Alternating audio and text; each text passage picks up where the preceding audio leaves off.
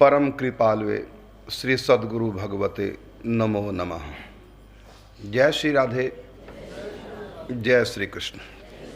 और धीरे बोलो, जय श्री राधे, जय श्री राधे। अच्छा, उल्टे चलते हो, अब लगा पता। आज फिर प्रश्नोत्तरी कार्यक्रम में आप समस्त भक्तों का हम करते हैं स्वागत, और साथ ही स्वागत करते हैं आपके प्रश्नों का। धर्म अध्यात्म को लेकर के किसी भी प्रकार का आपका प्रश्न हो, आप इस कार्यक्रम से जुड़ करके अपने प्रश्नों का उत्तर प्राप्त कर सकते हैं। ये कार्यक्रम इस समय गोवर्धन गिरिराज्य की तलहटी में राधा कृष्ण परिवार सेवा ट्रस्ट के इस पावन हाल में 84 कोस ब्रज यात्रियों के समक्ष उनके प्रश्नों का उत्तर देने के लिए हो रहा है। टीवी के माध्यम से जो जुड़े हैं उनसे कहना चाहूँगा कि इस कार्यक्रम में आप प्रश्न नहीं कर सकते। ये केवल मेरे सन्मुख इस समय जो बैठे हैं 84 कोस ब्रज यात्री, उनके लिए कार्यक्रम रखा गया है। इसलिए मैं कहना चाहूँगा कि जितने भी मेरे सन्मुख बैठे हैं इस समय, आपके मन में किसी प्रकार का कोई प्रश्न हो, आप खड़े हो करके कैमरे के आगे अपना प्रश्न रख सकते हैं। और साथ में हमारे पास कुछ स्लिपें आई हैं जिनमें आपके प्रश्न हैं, उनको भी एक एक करके लेते हैं। सबसे पहले लेते हैं, हमारे सन्मुख एक जिज्ञासु खड़ी है। हाँ जी, आपका प्रश्न क्या है? गुरुदेव के चरणों में कोटि कोटि प्रणाम। राधे गुरुदेव, राधे। मेरा प्रश्न ये है कि सबका मालिक एक है, अपना धर्म चार है, जैसे हिंदू, मुस्लिम, सिख, ईसाई। तो अपने धर्म में लहसुन प्याज भी नहीं खाना मानते। हाँ हाँ। तो दूसरे धर्म में जो निर्दोष जानवर है, उनको मार मार के खा रहे हैं और प्रसाद बना के। तो ये क्या मतलब है इनका? ठीक है, आपने कहा दूसरे धर्म में, तो दूसरा धर्म होता नहीं, धर्म एक ही होता है। धर्म कभी दो नहीं हो सकते, सत्य कभी दो नहीं हो सकते। आप बताएंगे इसको क्या कहते हैं? ये मोबाइल है, किसी के लिए कुछ और हो सकता है, जलेबी हो सकती है। किसी से पूछ लो, सब एक ही बात कहेंगे। क्या कहेंगे?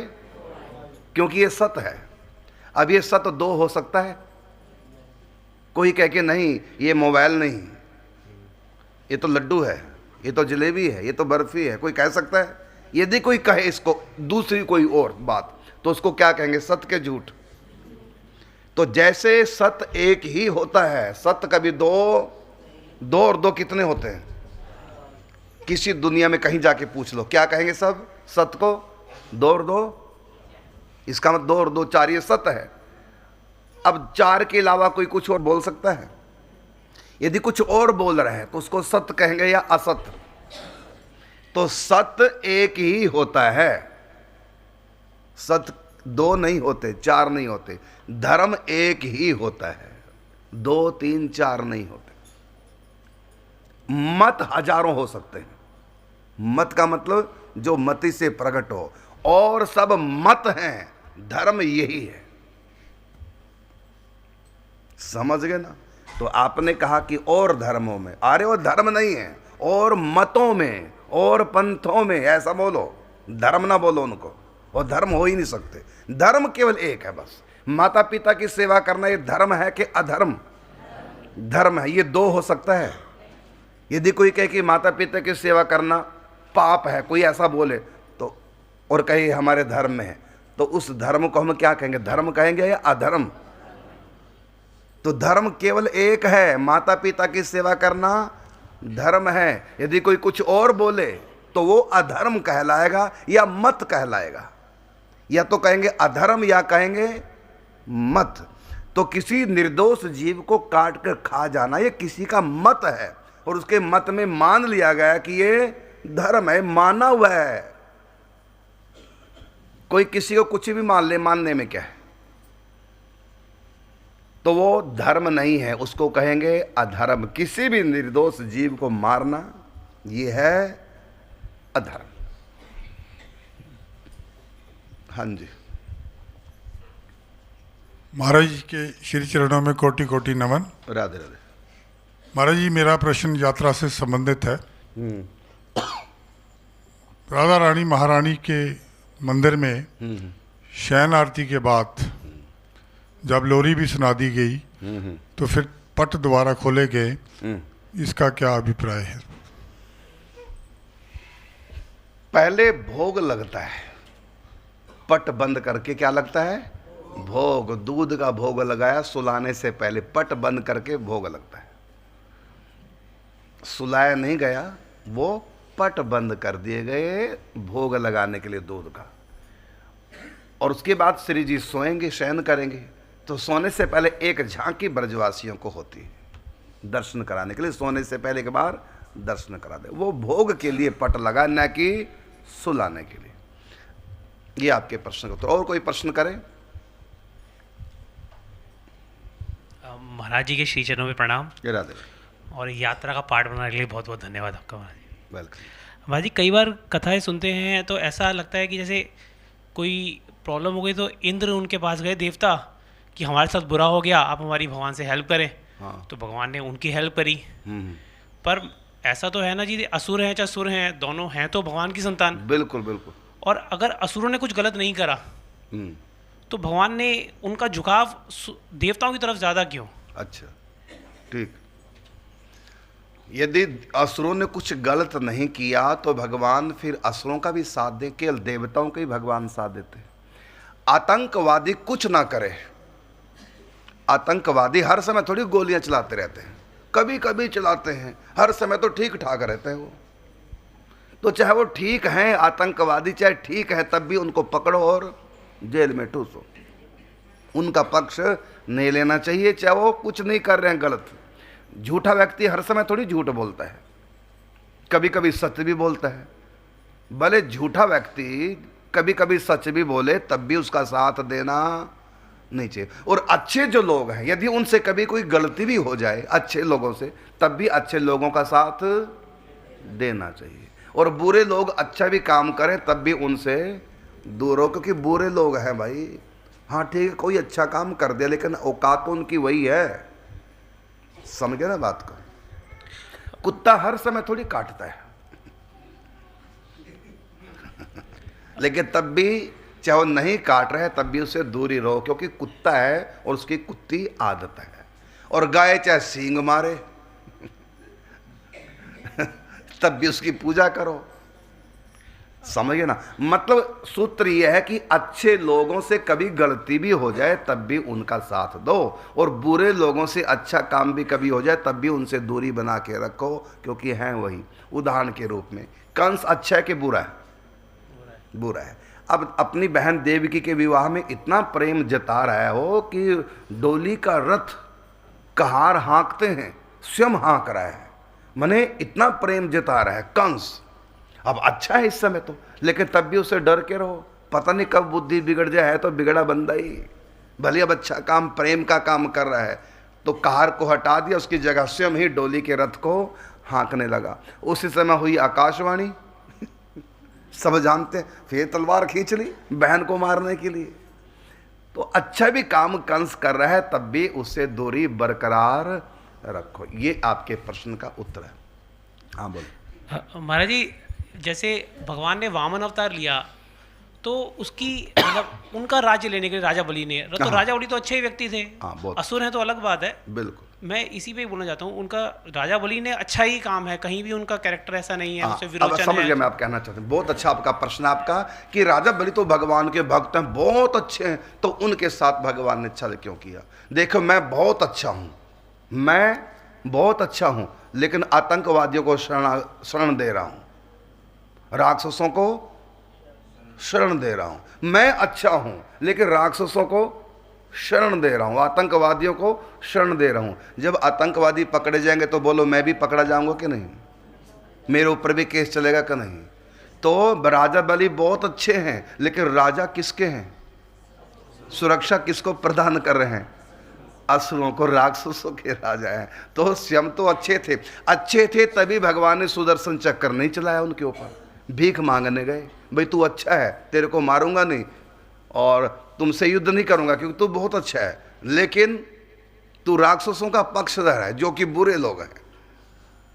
और दूसरी बात, जिस राज्य को उसने छीना है राक्षसों की सेना लेकर के, वो राज्य किसका था? इंद्र का, देवताओं का था। किसी की वस्तु छीन लो, और रावण ने सीता को छीन के अपने घर रख लिया। अब उसके बाद रावण बहुत अच्छे काम करता है, अपनी राक्षसों की प्रजा के ऊपर इतना बढ़िया राज्य करता है, किसी को भी प्रजा के व्यक्ति को रावण से कोई शिकायत नहीं थी। रावण बहुत अच्छा था, और रावण ने भले गलत काम कर दिया सीता का हरण, तब भी उनकी प्रजा ने सबने रावण का साथ दिया है, राम का, एक विभीषण को छोड़कर सब राक्षस रावण के साथ है। क्यों रावण के साथ? क्योंकि रावण उनके साथ अच्छा व्यवहार करता था। लेकिन थे कौन जिनके साथ अच्छा व्यवहार करता था? वो राक्षस थे, इसलिए सारे मारे गए। रावण ने सीता का हरण किया, तब भी रावण का साथ दिए जा रहे हैं।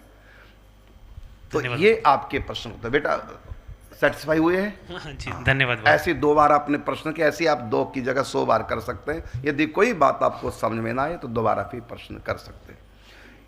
एक मिनट, एक उन्होंने प्रश्न किया, उसका थोड़ा सा एक बात याद आ गई मुझको। देवता और राक्षस, भगवान देवताओं का साथ क्यों देते हैं, राक्षसों का क्यों नहीं?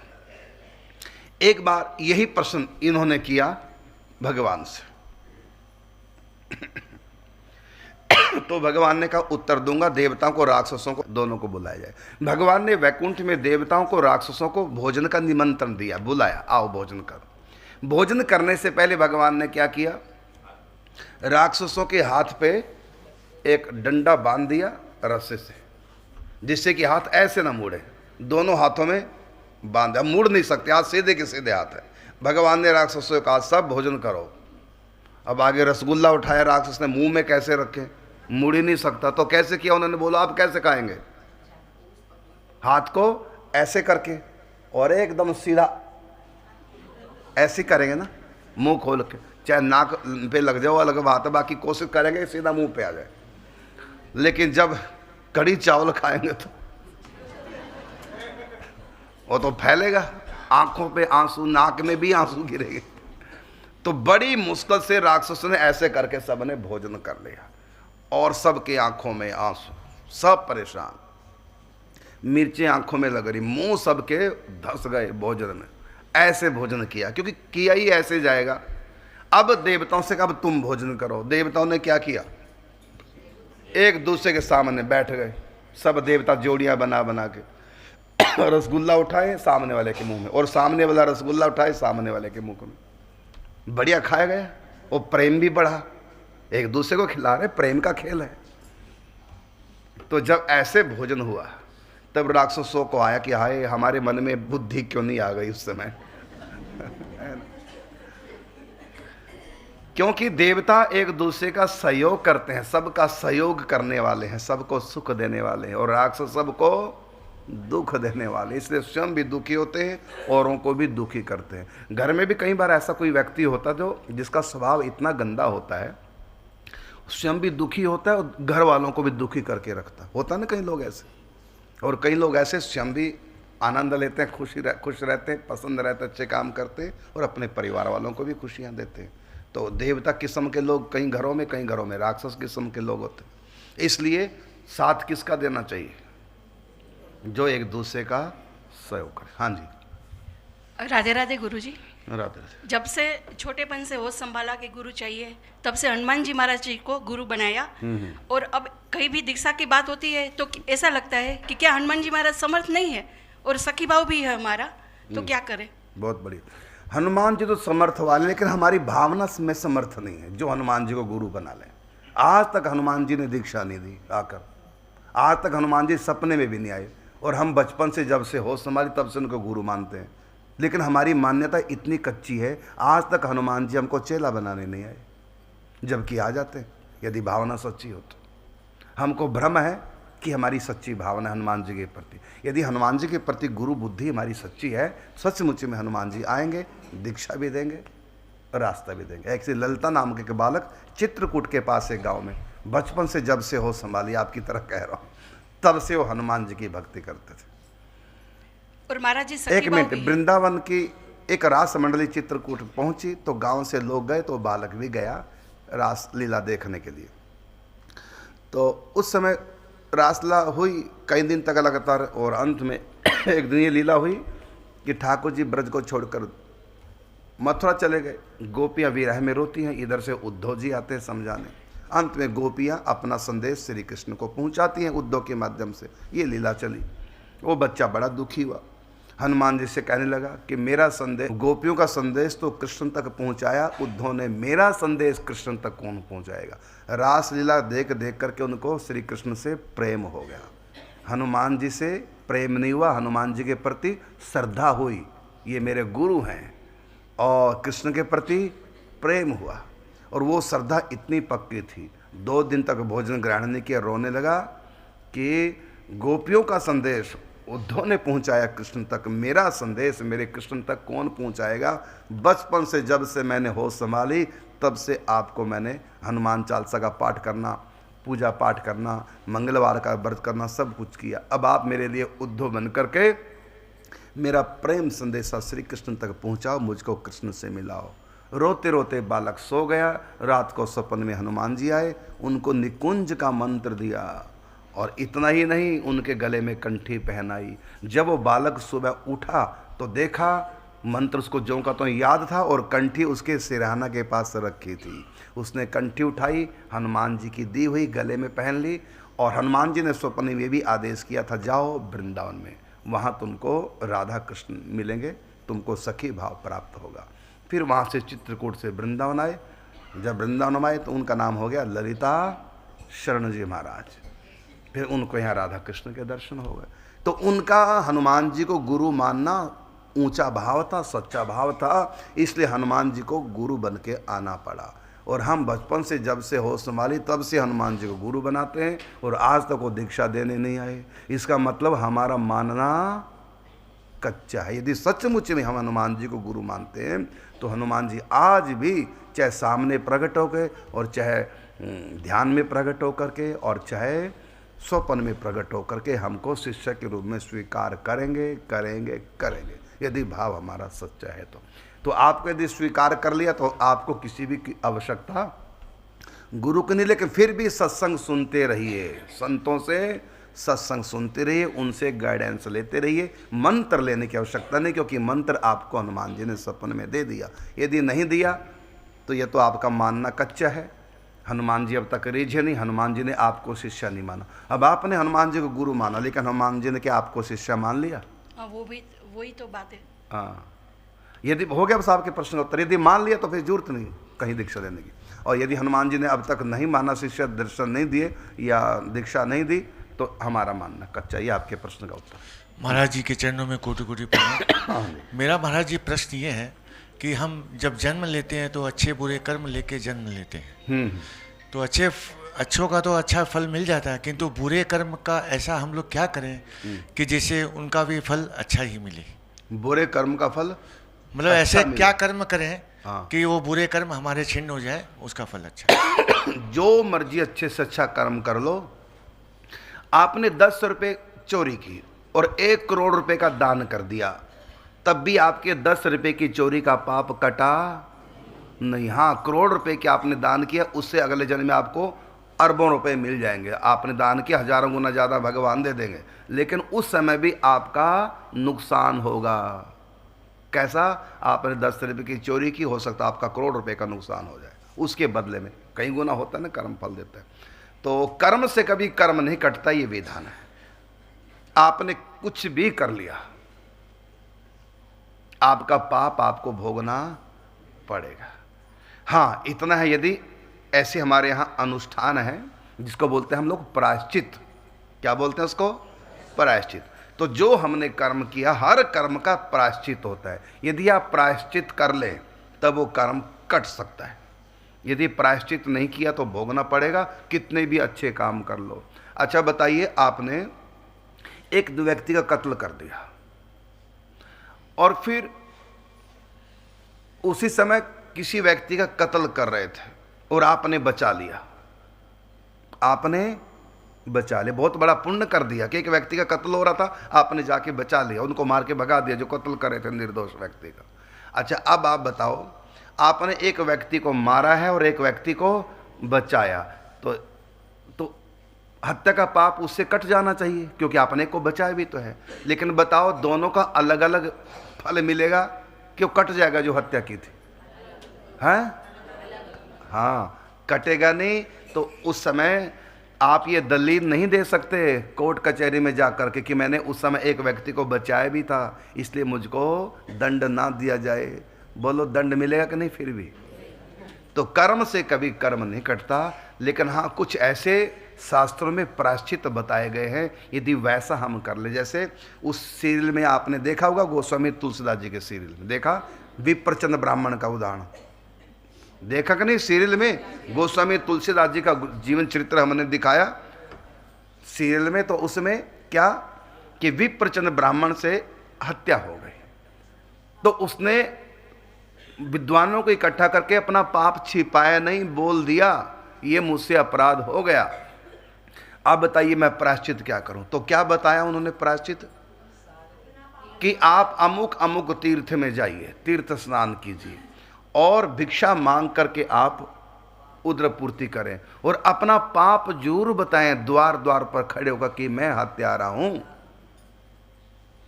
मुझको भिक्षा दीजिए। तो कहमे ते छीजें कछु पापा, अपने पाप को कह दो तो कुछ कम होंगे। जितने लोगों से कहेंगे उतना ही पाप हमारा कम होता जाएगा, कहने से भी, और भिक्षा मांगना और तीर्थ यात्रा करना।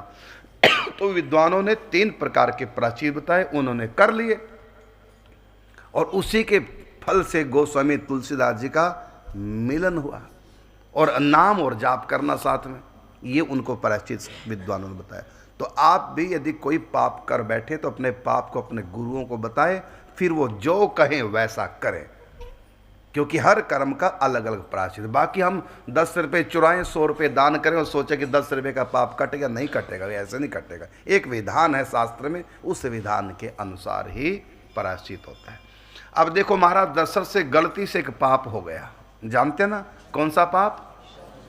हाँ, अब देखो उन्होंने कितनी भक्ति पूजा पाठ की, जो भगवान भी उनके घर में पुत्र बन के आ गए। कितनी बड़ी भक्ति का फल उनको मिला कि भगवान बेटा बन गए, लेकिन वो पाप कट गया क्या? नहीं ना कटा, भोगना पड़ा कि नहीं? ये आपके प्रश्न का उत्तर है।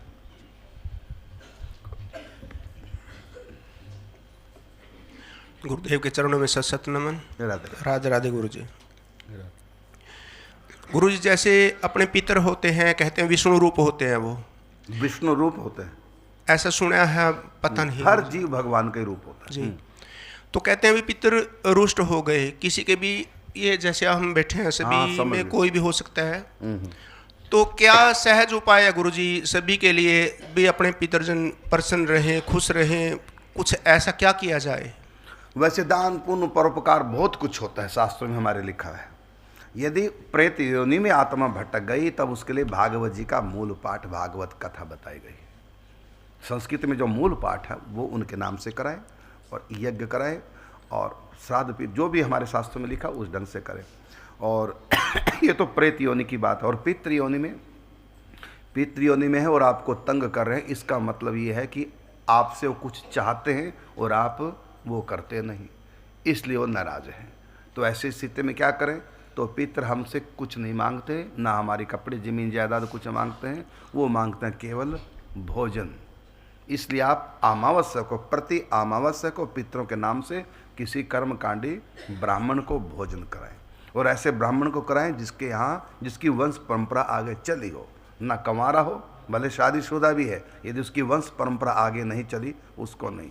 तो पितरों की प्रसन्नता के लिए जिस ब्राह्मण की वंश परंपरा चली, और जो ब्राह्मण कर्म भी ब्राह्मण का करता है, नौकरी आदि नहीं करता, पंडिताई करता है, ऐसा जो ब्राह्मण है, और वो ब्राह्मण भी विधुर ना हो, मतलब उसकी पत्नी भी हो, उसको भोजन कराएं ब्राह्मण को।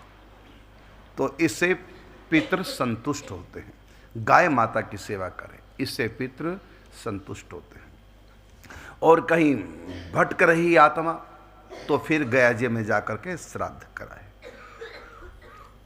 गुरु जी दूसरा प्रश्न है मेरा, जैसे जब माला पूजा करते हैं उसके उपरांत भी जब उससे अलग हो जाते तो संसार की लीलाओं में मन फंस जाता है और कोशिश करने के उपरांत भी उसी में चलता रहता है, तो क्या सरल उपाय है गुरु जी संसार की लीलाओं से मन थोड़ा हटे और भक्ति की तरफ जाए, तो इसका सहज सा उपाय क्या है? बहुत बढ़िया, सत्संग और सदग्रंथों का अध्ययन, ये 2 उपाय हैं, सत्संग और सदग्रंथों का अध्ययन।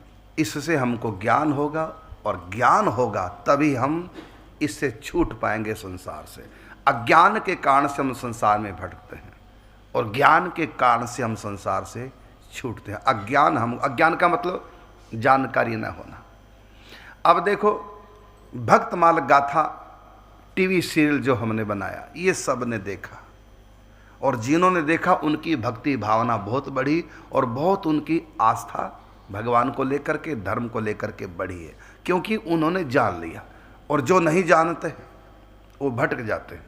कितने हैं ऐसे जो अपने धर्म को छोड़ देते हैं, सनातनी कन्वर्ट हो जाते हैं दूसरे पंथों में, धर्म को छोड़कर पंथों में कन्वर्ट हो जाते हैं, क्योंकि वो अपने धर्म को जान नहीं पाए।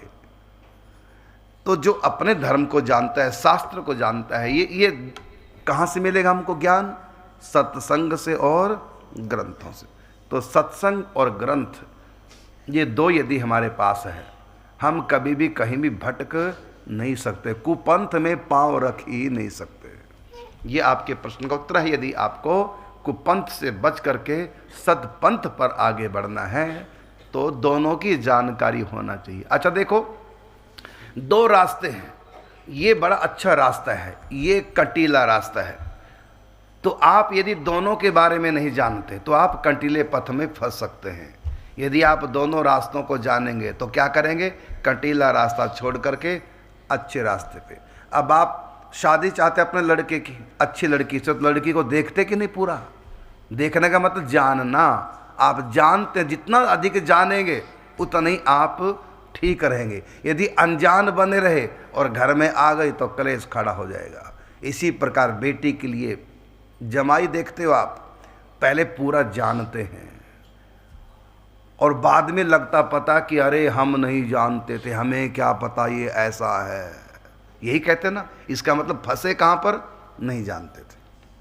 तो जानने से व्यक्ति निकलता है और न जानने से व्यक्ति फंसता है।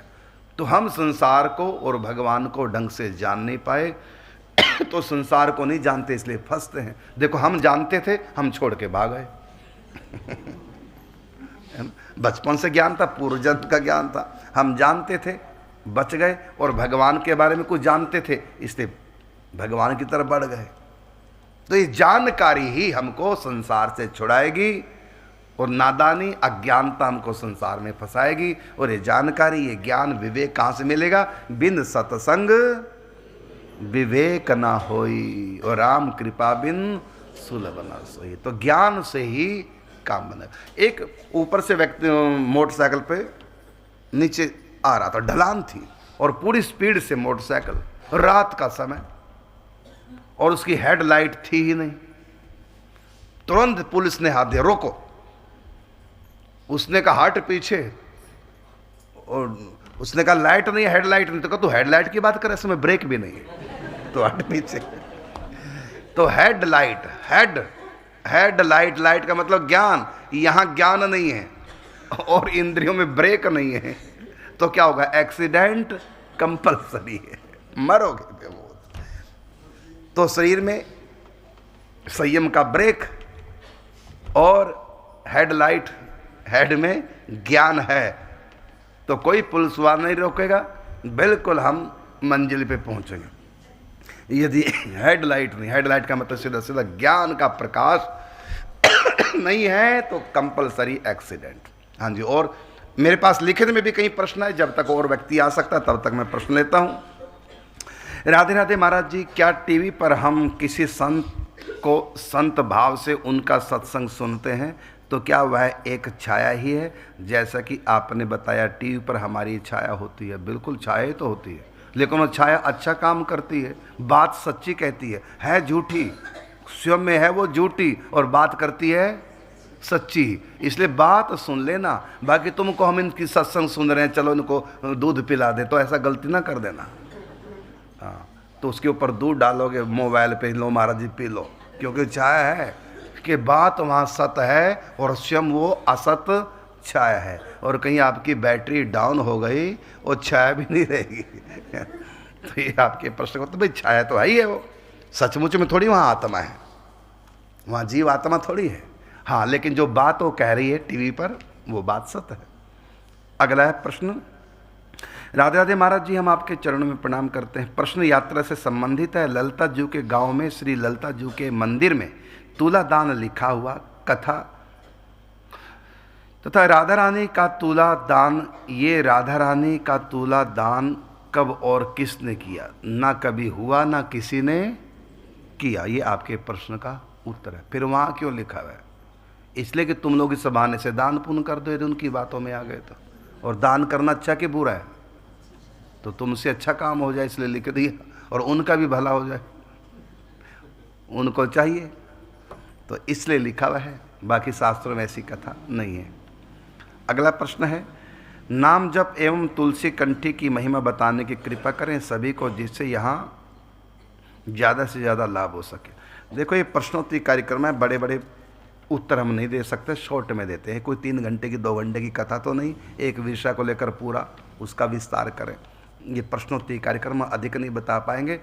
और यदि आपको जानना है तो भक्तमाल गाथा टीवी सीरियल में जाओ, निम्बार्क चरित्र निकाल करके उसको देखो, उसमें कंठी की तुलसी की विशेष महिमा बता रखी है। भाई इतना जान लो कि कंठी की महिमा क्या है। एक कुत्ते होते हैं जिनके गले में पट्टा नहीं होता, उनको क्या बोलते हैं? कुत्ता। जिनके गले में पट्टा नहीं, वो कौन होते हैं? और जिनके गले में पट्टा, उसको क्या बोलते हैं? शेरू, टोमी, हैं? उनके नामकरण संस्कार हो जाते हैं। तो जिनके गले में पट्टा नहीं, वो दर दर की भीख मांगते हैं, और जिनके गले में पट्टा हो आनंद से बैठे बैठे कटोरे में उनकी आता है। उनको कहीं भटकना दर दर नहीं पड़ता, कोई उनको कुत्ता नहीं कहता। एक के घर में गए और उससे कहा कि ये तुम्हारा कुत्ता काटता तो नहीं? उसने कहा तुमको कुत्ता दिख रहा है? तुमको कुत्ता दिख रहा है? ये शेरू है। तो उसको बताओ, कुत्ता भी नहीं कह सकते। तो गले में पट्टा आ गया, पट्टा तो नहीं रहा कुत्ता।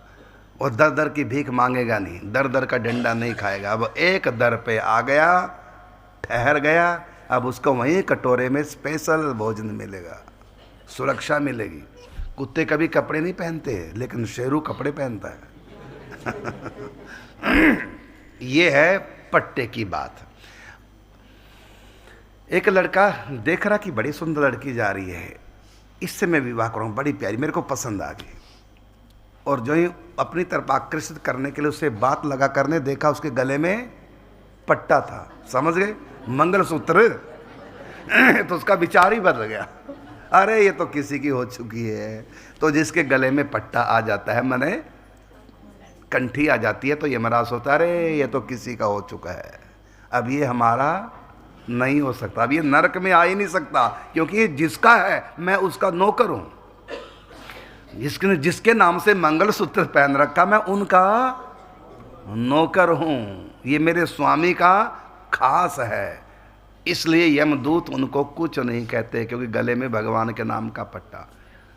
आप कहेंगे बाजार से खरीद के हम भी पहन लेते हैं, जब इतनी महिमा है यमराज से बच जाएंगे, यमदूतों से बच जाएंगे। इसका उत्तर ये है, अपने आप मंगलसूत्र कमारी लड़की पहन लेगी, माँ बाप पहना दें, यदि उसके पास पैसे नहीं। मंगलसूत्र माँ बाप पहना देंगे? ये कहाँ से आएगा? उसका जो अपना घर है ना, घर वाला होने वाला, वहाँ से आएगा मंगलसूत्र। अर्थात ये गले में कंठी आप बाजार से खरीद के नहीं पहन सकते। यदि बाजार से खरीदी भी है तो पहले गुरु को दो, वो मंत्र से अभिमंत्रित करके भगवान के नाम से मंगलसूत्र धारण कराएंगे। ये नियम है। ऐसी तिलक की महिमा है, ऐसी माला से नाम जाप की महिमा है। तो हमारे सनातन धर्म में अनादि काल से जो परंपराएं चली आ रही हैं कि माथे तिलक, गले में कंठी, माला हाथ उठाओ, नाम जप करो कराओ, इसलिए बहुत आवश्यक है माथे पे तिलक, गले में कंठी। विस्तार नहीं मैं कर रहा हूँ, विस्तार तो बहुत ज़्यादा है इसका है। और मैं कहीं बता दूँ, कहो तो कल मैं 1 घंटा कंठी पे बोलूँ, प्रमाण दे दे के शास्त्रों के श्लोक बोल बोल के। तब आपको प्रत्येक व्यक्ति के मन में आएगा कि हम भी कंठी धारण करें, हम भी तिलक धारण करें। इतनी महिमा है कंठी तिलक की। अच्छा बताइए, जब राजा कोई बनता था पहले ज़माने में शास्त्रों में, तो उसको राज मुकुट बोलते थे या राज तिलक? अच्छा, महंगा तिलक होता है कि मुकुट? और फिर राज मुकुट क्यों नहीं कहते, राज तिलक क्यों कहते? आज उनका राज तिलक हुआ है, ये नहीं कहते आज उनका राज मुकुट हुआ है। क्या कहेंगे? राज। इसका मतलब मुकुट से भी ज़्यादा, सोने के मुकुट से भी ज़्यादा महिमा है तिलक की। अच्छा, आपने अपनी बेटी के लिए लड़का देखने गए, तो तब तक पक्का नहीं माना जाएगा, आप कितने भी वचन दे दो लड़का अच्छा है फलाना, और बिना तिलक किए उसका चले गए, लड़के का तिलक नहीं किया, वापिस लौट गए। इसका अर्थ क्या निकला? अभी पक्का नहीं। तो तिलक के बिना पक्के नहीं हो, कच्चे हो। समझ गए? भैया दूज, उसमें तिलक लगता है, भैया दूज का टीका। तो ये तिलक ये नहीं कि आप अपनी मर्जी से लगा ले, आप कोई भी लगा दे, नहीं नहीं, इसका भी नियम है। भैया दूज का टीका पत्नी लगाएगी क्या? माँ लगाएगी। सब नहीं लगा सकते, वो केवल बहन लगाएगी, तभी वो टीका माना जाएगा भैया दूज का। इसी प्रकार से जब कोई युद्ध के लिए जाता है तो तिलक कौन करेगी? या तो माँ या पत्नी। तो वो तिलक पे अधिकार माँ और पत्नी का है। तो राज तिलक जब होता है तो जो गुरु गद्दी पर बैठे होते हैं वो करते हैं राज तिलक। जैसे राम जी का राज तिलक किसने किया? वशिष्ठ जी ने। मांग में सिंदूर किसी से भी भरवा लो, सिंदूर ही तो भरवाना ना मांग में, चाहे अपने आप ही भर लो कि तुम्हारे हाथ में लखवा मारा, अपने ही भर लो। लेकिन नहीं है, ये नियम है, कोई भी भर देना, ये नियम नहीं। कौन भरेगा? जो भरतार बनेगा वही भरेगा। समझ गए ना? तो हर व्यक्ति का अधिकार नहीं। ऐसे तिलक आप किसी से भी लगवा लो, नहीं, एक नियम है। तो तिलक गुरु से प्राप्त होता है, वो भी मंत्र से अभिमंत्रित करके, उसका भी एक अलग मंत्र है तिलक का, और उसको किस प्रकार से रगड़ना है, कैसे उस पर यंत्र बना करके अभिमंत्रित करने का नियम है उसका। तो आपने अपनी मर्जी से लगा लिया, टीका कहलाएगा, तिलक नहीं।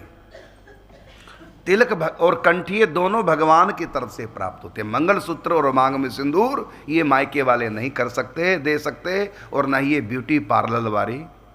ब्यूटी पार्लर जाओ तो वो सारा श्रृंगार कर देगी दुल्हन का, लेकिन ना मांग में सिंदूर भरेगी, ना गले में मंगलसूत्र डाल पाएगी, क्योंकि ये जिसका अधिकार है वही कर सकता है। तो ये हर संत भी नहीं कर सकता, जो परंपरा से है संत। परंपरा मैंने कल बताई किसको बोलते हैं। गुरु, उनका गुरु, उनका गुरु, उनका गुरु करते करते अंत में प्रथम गुरु भगवान होते हैं, जहां से मंत्र आता है। इसको बोलते हैं परंपरा। जो परंपरा से संत हैं वही कंठी और तिलक दे सकते हैं, हर व्यक्ति नहीं दे सकता। यह है कंठी की तिलक की महिमा। अब अगला प्रश्न लेते हैं।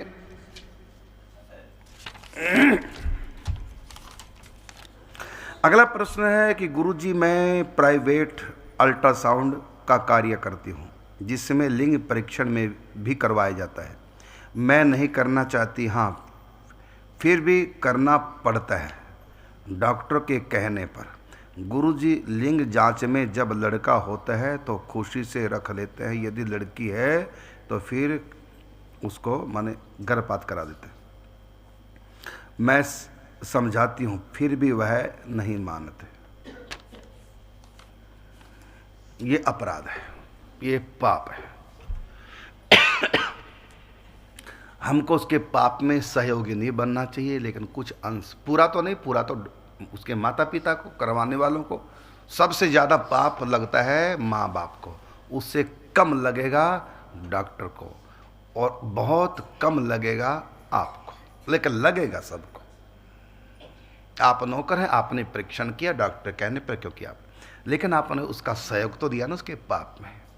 तो लेकिन डॉक्टर से भी ज़्यादा पाप लगेगा माता पिता को। और जो और सलाहकार है, जितने भी, सबको थोड़ा थोड़ा पाप डिवाइड होगा, जितने भी सलाहकार हैं।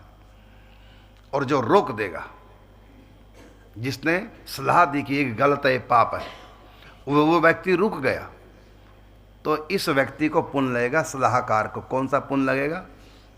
एक हत्या को रोका है उसको पुण्य सबसे ज्यादा, माँ बाप को कम लगेगा, उनको लगेगा। तो इसलिए हमको ये अपराध करना चाहिए। एक भजन गाने का मना, लेकिन मेरे पास वो डायरी नहीं है, देखा करो हो तो भ्रूण हत्या के ऊपर, नहीं तो कल बोल देंगे। भ्रूण हत्या के ऊपर हमने एक भजन बनाया। दरअसल हमारे पास एक चर्चा आई कि एक लड़का एक लड़की थे, उनके यहां पुत्र और पुत्री थे। अब तीसरा गर्भ अनचाहा रह गया, जांच कराई लड़की, सोचा कि लड़का होता तो रख भी लेते, चलो एक ही जगह 2 लड़के हो जाए, लेकिन लड़कियां 2 नहीं चाहिए, 3 का तो मतलब ही नहीं। चलो डॉक्टर से जांच करा देते हैं कि तीसरी कौन है, ये लड़का है कि लड़की है। तो उन्होंने चेक कराया, लगा पता कि लड़की है, और अंत में दवाई खिलाई। ये बड़ी पुरानी बात है, पहले इतनी ऊंची टेक्निक नहीं थी जो आज हो गई है। तो दवाई खिला लेते थे, गर्भपात हो जाता था। तो दवाई खिलाई, गर्भपात नहीं हुआ। फिर हुआ ये, बच्चे के टुकड़े टुकड़े करके पीस बाहर निकाले गए यंत्रों से। हमारे पास ये बात आई। उस समय मैं गोवर्धन में रहता था, ऊपर कुटिया थी मेरे, 3री मंजिल पे घास फूस की कुटिया बना रखी, उसमें मैं रहता था। जब मैंने बात सुनी तो मैं कुटिया में चला गया, लेकिन मेरा दिमाग खराब हो गया कि हम संत हैं, हमारा धर्म बनता है कि कहीं भी अधर्म उसको रोके। अब जो हुआ सो हुआ, आगे कोई अपराध न करे। अब कैसे हम ये मैसेज संसार तक, दुनिया तक पहुंचाएं? क्या करूं मैं इसमें, इसके लिए? तो अंत में मैंने सोचा, हम लोग प्रवक्ता हैं सनातन धर्म के, हम तो बात वाणी से कुछ कह सकते हैं, लोग समझें। तो उसी समय हमने लेखनी उठाई और एक कविता लिख दी, और उस कविता को मंचों पे गाने लगे। अब वही कविता, क्योंकि प्रश्न ऐसा है, वो कविता मैं आपको गा के सुना रहा हूँ, और मेरा विश्वास है कि जो भी इसको सुनेंगे उनके मन में अवश्य आएगा कि हम कभी ऐसा गलत काम न करें। आओ कविता सुनते हैं।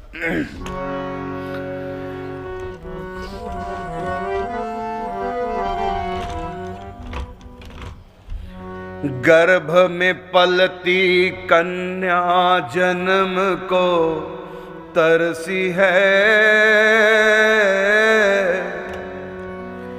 बन के माँ की क्रूरता बन के कयामत बरसी है। कयामत का अर्थ हो गया मौत। वही घटना हमने इसमें लिख दी, एक कल्पना करके। गर्भ में कन्या मौत से डरती, अपनी माँ से विनती करती, मुझको मत मारो मेरी मैया, मैं हूँ तेरी भोली गैया। चाकू छुरी मत चलवाओ, निर्दोषी हूँ मत मरवाओ। अपनी मर्जी से नहीं आई हूँ तेरी ही बुलाई। मुझको जन्म तो देकर देखो, अपनी गोद में लेकर देखो। कभी न तुझको तंग करूंगी, हर पल तेरा संग करूंगी। थोड़े में कर लूंगी गुजारा, बन जाऊंगी आँख का तारा। भैया से भी नहीं लड़ूंगी, राखी बंधन टीका करूंगी। मैया मुझको बोझ न मानो, मैं हूँ तेरी गैर न जानो। तन मन से मैं सेवा करूंगी, जब तक तेरे पास रहूंगी। 20 बरस की कर दो फिर चली जाऊंगी, जीवन भर मैं तेरे ही गुण गाऊंगी। घर में हिस्सा कुछ नहीं लूंगी, सब कुछ भैया को दे दूंगी, अपनी किस्मत का खाऊंगी, कभी न तुमसे कुछ चाहूंगी। रो रो कर मेरे नैना बरसे, बेटी तेरे प्यार को तरसे, तेरे बाग की एक कली हूँ, ना तोड़ो खिलने को चली हूँ, तेरा जीवन महकाऊंगी, आंगन में खुशियाँ लाऊंगी। मुझे नहीं चाहिए धन माया, 2 आंचल की शीतल छाया, फिर भी ना माने तेरा मन, कर देना मुझे किसी के अर्पण, भीख मांग के मैं जी लूंगी, घूंट आंसुओं के पी लूंगी,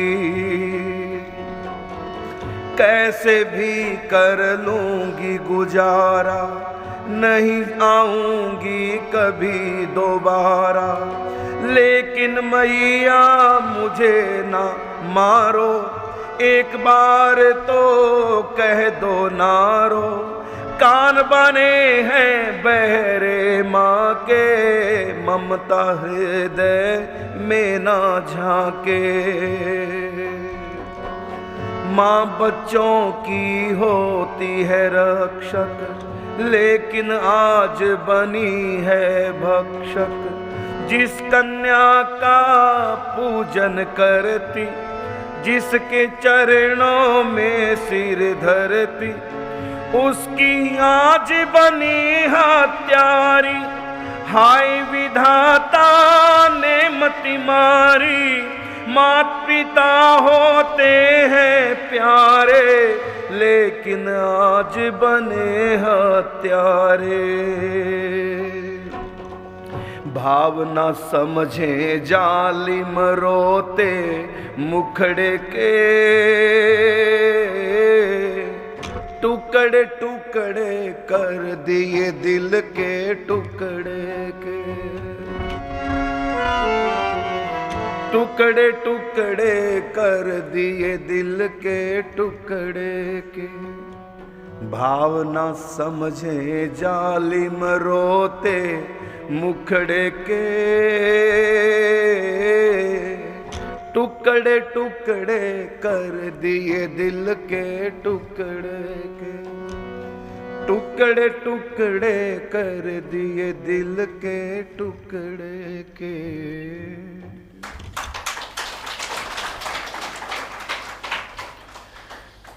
इस भजन में गर्भ में पलती हुई उस कन्या की मूक चीख पुकार है।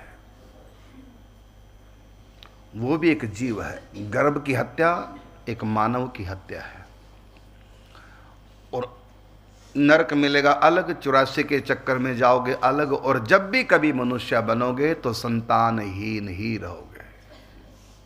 एक शादी करा लो चाहे 2 करा लो, संतान होगी नहीं। अगर हो गई तो होते मर जाएगी। ये दंड हमको मिलेगा। क्या लाभ हुआ?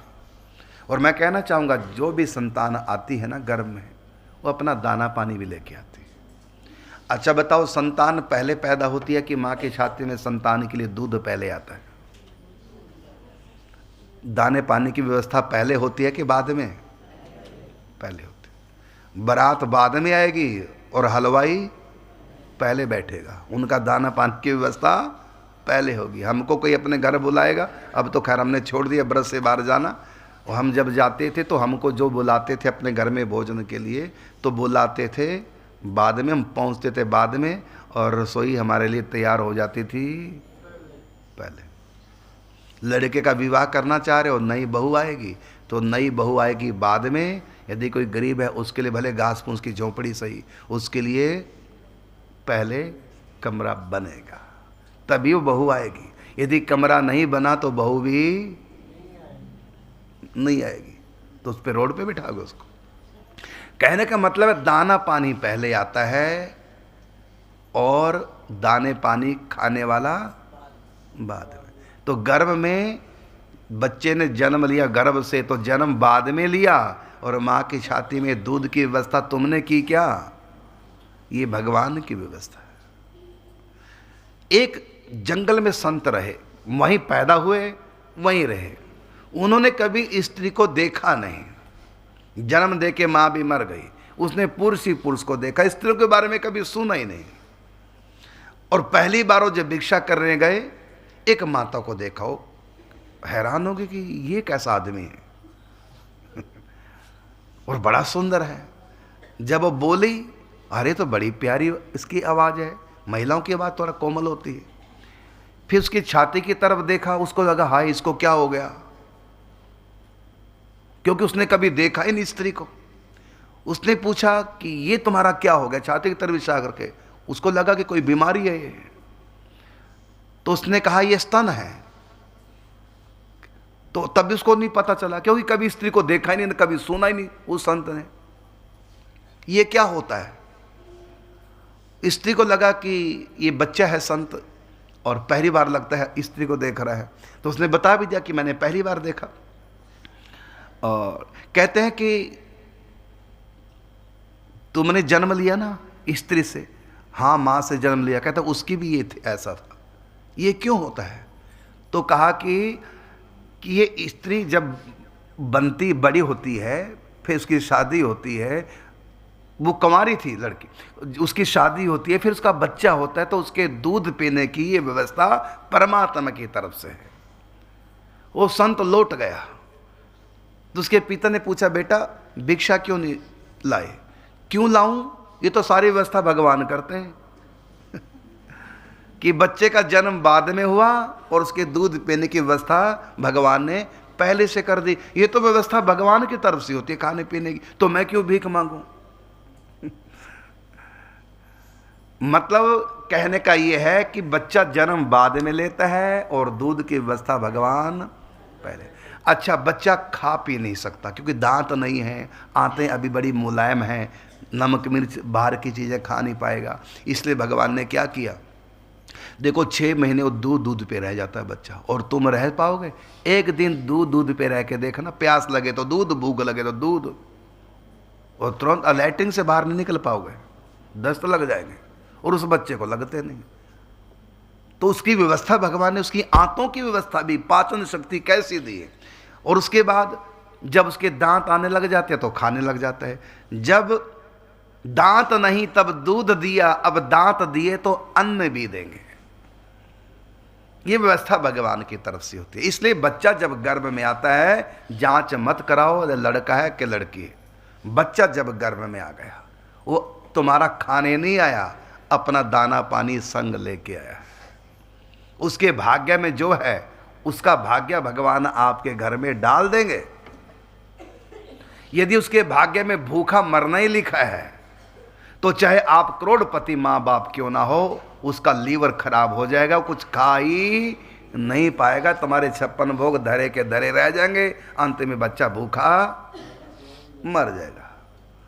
विश्वास करो, इसी विश्वास की कमी होती है साधारण लोगों में। या तो संयम बरतो, संतान हो ही ना, और या फिर भगवान के विधान के अनुसार चलो, तो सत्य के अनुसार वो यही है कि जो भी संतान आ रही है उसका स्वागत करो। और हमारे यहाँ दूसरा संस्कार, पहला संस्कार होता है, 16 संस्कार होता है ना टोटल, अंतिम संस्कार तो सब जानते हैं।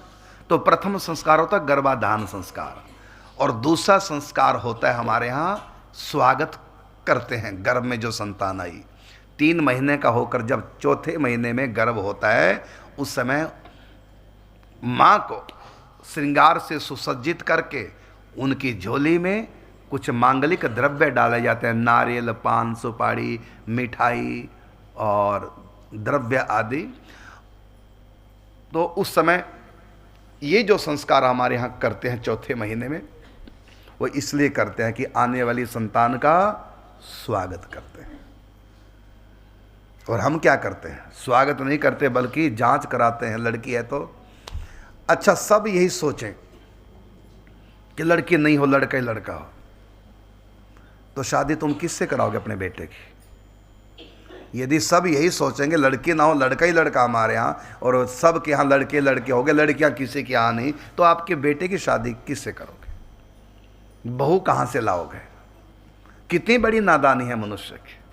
अरे प्रभु के विधान से लड़का हो चाहे लड़की हो, चाहे लड़कियाँ लड़कियाँ हो, चाहे लड़के लड़के, जो है होने दो। ये सृष्टि का क्रम भगवान की तरफ से चलता है। लड़का हो चाहे लड़की, सब अपने भाग्य को लेकर आते हैं। इसलिए ऐसा पाप कभी करना नहीं चाहिए। और प्रश्न है? समय भी राधे राधे भाग रहा है। हाँ जी बोलिए। स्वामी जी को मेरा प्रणाम। राधे। हम बोलते हैं श्री राम, श्री कृष्ण, श्री राधा। अभी श्री का एक्चुअल मीनिंग क्या है? मैंने सुना है श्री बोले तो लक्ष्मी है। ठीक है। आपने पहले प्रवचन में बोला था कि श्री रामा हम संस्कृत के हिसाब में द्विवचन नहीं बोलेंगे। उसका एक्सप्लेनेशन आपने दिया है। मेरे को संस्कृत मालूम नहीं है ज़्यादा। मैं प्रश्न आपका समझ गया। श्री का अर्थ होता है शक्ति। श्री का अर्थ होता है शक्ति। आपको क्या बोलेंगे? श्रीमान। श्रीमान का मतलब, यदि आपके पास धन है तो क्या बोलेंगे? धनवान। बुद्धि है बड़ी तेज तो क्या बोलेंगे? बुद्धिमान। यदि आपके पास श्री है तो क्या बोलेंगे? श्रीमान। तो श्रीमान का अर्थ केवल लक्ष्मी पैसा ही नहीं होता, ये नहीं, श्री का अर्थ शक्ति होता है। नारायण की शक्ति कौन है? लक्ष्मी। चले लक्ष्मी को श्री बोलते हैं। कृष्ण की शक्ति राधा, राम की शक्ति सीता, इसलिए श्री बोलेंगे इनको। तो श्री का मतलब होता है पावर, शक्ति। अच्छा, जब व्यक्ति जीवित होता क्या बोलेंगे उसको? श्रीमान। उसके बेटे की शादी है तो बाप के नाम से पहले क्या लिखा जाएगा कार्ड में? श्रीमान। और अगर पिता की मृत्यु हो जाए तो स्वर्गीय है। श्रीमान न लिख करके क्या लिखते हैं उसकी जगह? स्वर्गीय। श्रीमान क्यों हटा लिया? क्योंकि पावर निकल गई, अब वो डेड हो गया है, संस्कार हो गया, डेड। तो डेड को श्रीमान नहीं बोलते हो क्योंकि उसके अंदर पावर नहीं रही। तो मुर्दे की ना आंखों में देखने की पावर, ना कान में सुनने की पावर, ना नाक में सूंघने की पावर, ना बोलने की पावर, ना खाने की पावर, कोई भी पावर उसमें नहीं रही, वो श्रीहीन हो गया। तो उसको क्या कहेंगे? स्वर्गीय अमृतलाल जी। नाम क्या है? अमरचंद। और डेड पड़ा है अमर। तो उसको कहेंगे स्वर्गीय श्री अमरचंद जी। और जब जीवित है तो श्रीमान अमरचंद जी पधार रहे। तो श्रीमान का मतलब श्री वाला, शक्ति वाला। शरीर में शक्ति है तो हम श्रीमान। अगर डेड हो गए तो स्वर्गीय श्री अमुकलाल जी। तो ये आपके प्रश्न को, तो श्री का मतलब शक्ति। राधा को भी श्री कहते हैं, लक्ष्मी को भी श्री कहते हैं, क्योंकि ये भगवान की शक्ति। राधा कौन है? ऐलादनी शक्ति। लक्ष्मी कौन है? ऐश्वर्य शक्ति। तो जहाँ भी शक्ति है तो वहाँ श्री लगेगा। और श्री कृष्ण शक्ति विहीन नहीं होते, इसलिए श्री कृष्ण श्री राम। ये आपके प्रश्न का उत्तर है। मैंने गुरु धारण नहीं कर रखे हैं, क्या मेरी सदगति नहीं होगी? जब आपको इतनी टेंशन है तो बना ही लो भाई, टेंशन फ्री हो जाओ। हाँ, प्रश्न करने ना पड़े। हाँ, हल्की सी बात है, तुम टेंशन में आ रहे हो और प्रश्न करना पड़ रहा है टेंशन दूर करने के लिए, और कहीं मैंने कुछ और कह दिया टेंशन और बढ़ जाएगी। बस मैं तो इसका उत्तर यही दूंगा भाई, टेंशन फ्री हो जाओ बना करके, बस। इतना लंबा उत्तर देने की आवश्यकता नहीं, आप बना लो, टेंशन फ्री हो जाओ। क्योंकि आपको सबसे बड़ी तो टेंशन हो रही है, गुरु नहीं बनाया। तो पहले तो आप इस टेंशन को दूर करो, बना ही लो। अब नरक जाए स्वर्ग बाद की बात है, सदगति हो दुर्गति हो बाद की बात है, पहले टेंशन फ्री तो हो जाओ बना करके। लिखा हुआ है कि गुरु बिन भव निधि तरहि ना कोई, जो विरंचि शंकर सम होई। पति बिना मंगलसूत्र पहन सकते हैं? पति के बिना करवा चौथ का व्रत नहीं हो सकता। पति के बिना संतान नहीं हो सकती। अब कोई कहे महाराज क्या संतान के लिए पति जरूरी है?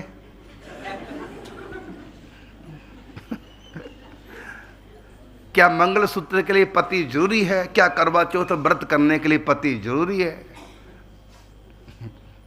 अब ये फालतू के प्रश्न है। तुम सनातन धर्म में होकर भी पूछ रहे हो कि क्या गुरु बिना गति नहीं? तो आज तक आपने क्या कभी सुना ही नहीं है गुरु के बिना गति नहीं। और ये प्रश्न भी तो आप मुझसे करें तो मैं शिक्षा गुरु तो हो ही गया, तो कहाँ गति है गुरु के बिना? तो आपने जो प्रश्न किया गुरु से तो किया है, शिक्षा गुरु तो बना ही लिया आपने, मुझको ज्ञान ले लिया मुझसे, तो ज्ञान का गुरु तो हो गया, शिक्षा गुरु हो गया हो। इसका मतलब आपके पास ज्ञान ही नहीं है, इसलिए मुझसे प्रश्न कर रहे हैं। और किससे कर रहे हैं? जिसको जानकारी है उससे आप प्रश्न कर रहे हैं। इसका मतलब आपको जानकारी वाला एक व्यक्ति चाहिए, गुरु चाहिए। कुछ भी सीखो। आप यहाँ जितने भी पढ़े लिखे हाथ खड़े करें जो अनपढ़ है, ये अनपढ़। अब इन्होंने गुरु नहीं बनाया, ये 3 माता हैं, इन्होंने गुरु नहीं बनाया। अब बनाया, अरे गुरु का तो पढ़ने वाला, फिर अनपढ़ कैसे रह गई? यदि आपने टीचर बनाया होता तो अनपढ़ कहाँ से रहेगी फिर? आप पढ़े लिखे हैं कि नहीं हैं? गुरु की बात नहीं, टीचर को भी गुरु कहते हैं। तो इन्होंने टीचर नहीं बनाया, विद्यालय नहीं गई, गुरु नहीं बनाया, मतलब टीचर नहीं बनाया। अब ये पढ़ नहीं सकते बेचारे। क्यों नहीं पढ़ सकते? जानकारी क्यों नहीं पढ़ने की? क्योंकि गुरु, तो कोई भी ज्ञान बिना गुरु के नहीं मिलता। तो यहाँ की विद्या बिना गुरु के नहीं, वहाँ की विद्या बिना गुरु के कैसे? ये माता को हाथ खड़ा करना पड़ गया क्योंकि इनके माँ बाप ने इनका गुरु नहीं बनाया, पढ़ने वाला टीचर नहीं इनको दिया, बेचारी अनपढ़ रह गई। तो यहाँ का ज्ञान बिना गुरु के नहीं मिलता। तो वो ज्ञान जो पर्दे के पीछे है वो बिना गुरु के कैसे? तो फिर जपोगे क्या? मंत्र कैसे जपोगे? परंपरा से प्राप्त मंत्र कहाँ से मिलेगा? ये आपके प्रश्न का उत्तर। अगला प्रश्न लेते हैं। तुलसी काष्ठ को किसी भी व्यक्ति की चिता में जलाया जाता है तो क्या उसका आवागमन का चक्कर छूट जाता है, चाहे वह मृतक कितना भी बड़ा पापी या नास्तिक क्यों ना हो? मुर्दा ना रास्ता जानता है ना गाड़ी पे बैठ सकता, लेकिन आपने ज़बरदस्ती मुर्दे को एम्बुलेंस में लेटा दिया तो ड्राइवर उसको ले जाएगा कि नहीं ले जाएगा? चाहे मुर्दा है, चाहे चलना नहीं जानता, देखना नहीं जानता, कुछ नहीं पता, फिर भी वो हर तरह से अनजान है, लेकिन मंजिल में पहुंच जाएगा ना, शमशान घाट जहाँ भी जाना होगा उसको, कैसे पहुंचेगा? पहुंच जाएगा, भले कुछ नहीं। चाहे महापापी भी क्यों ना हो उसको भी रास्ता मिल जाएगा यदि उसकी चिता में कंठी आ गई है तो, तुलसी आ गई है तो। कारण क्या? तुलसी के प्रभाव से उसका अगला जन्म भगत के घर होगा, क्योंकि उसकी चिता में लकड़ी चलेगी तुलसी की, और तुलसी हरि प्रिय है, भगवान से संबंध हो गया उसका इतने से ही। अब उस तुलसी की लकड़ी से उसका संस्पर्श हो गया, अंतिम संस्कार उसी तुलसी की लकड़ी से के प्रभाव से अगला जन्म उसका होगा भक्तों के घर में, और भक्तों के घर में हुआ फिर वो भक्ति करेगा और अंत में भगवान के घर चला गया। इसलिए शॉर्टकट में यही लिखा जाता है कि जिसकी चिता में तुलसी की लकड़ी चलेगी वो भगवान के घर जाएगा, रास्ता मिल गया उसको। तो चाहे वो महापापी भी क्यों ना हो, तो परिणाम क्या निकलेगा? नरक नहीं जाएगा, क्योंकि तुलसी की काष्ठ चिता में चलेगी, इसलिए नरक तो जाएगा नहीं।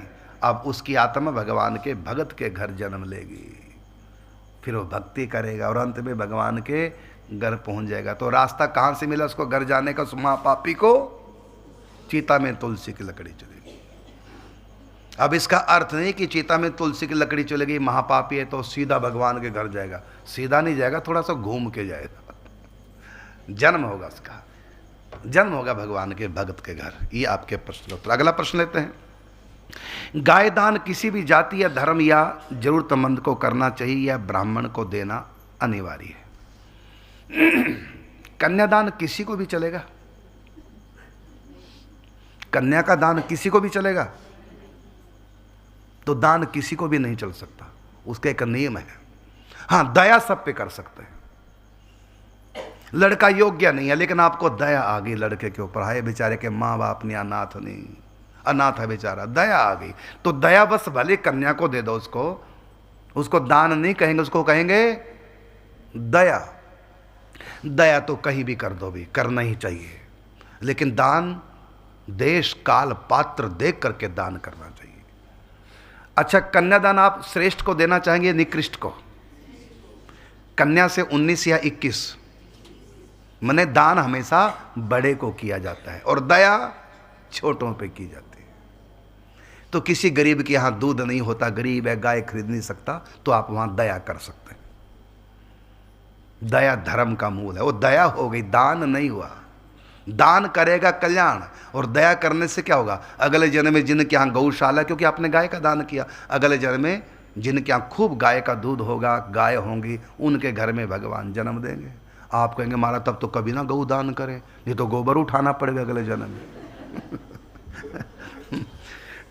तो बैतरणी से भी तुम ही पार होंगे। तो दान हमेशा ऊंचे को किया जाता है और दया छोटे पे की जाती है।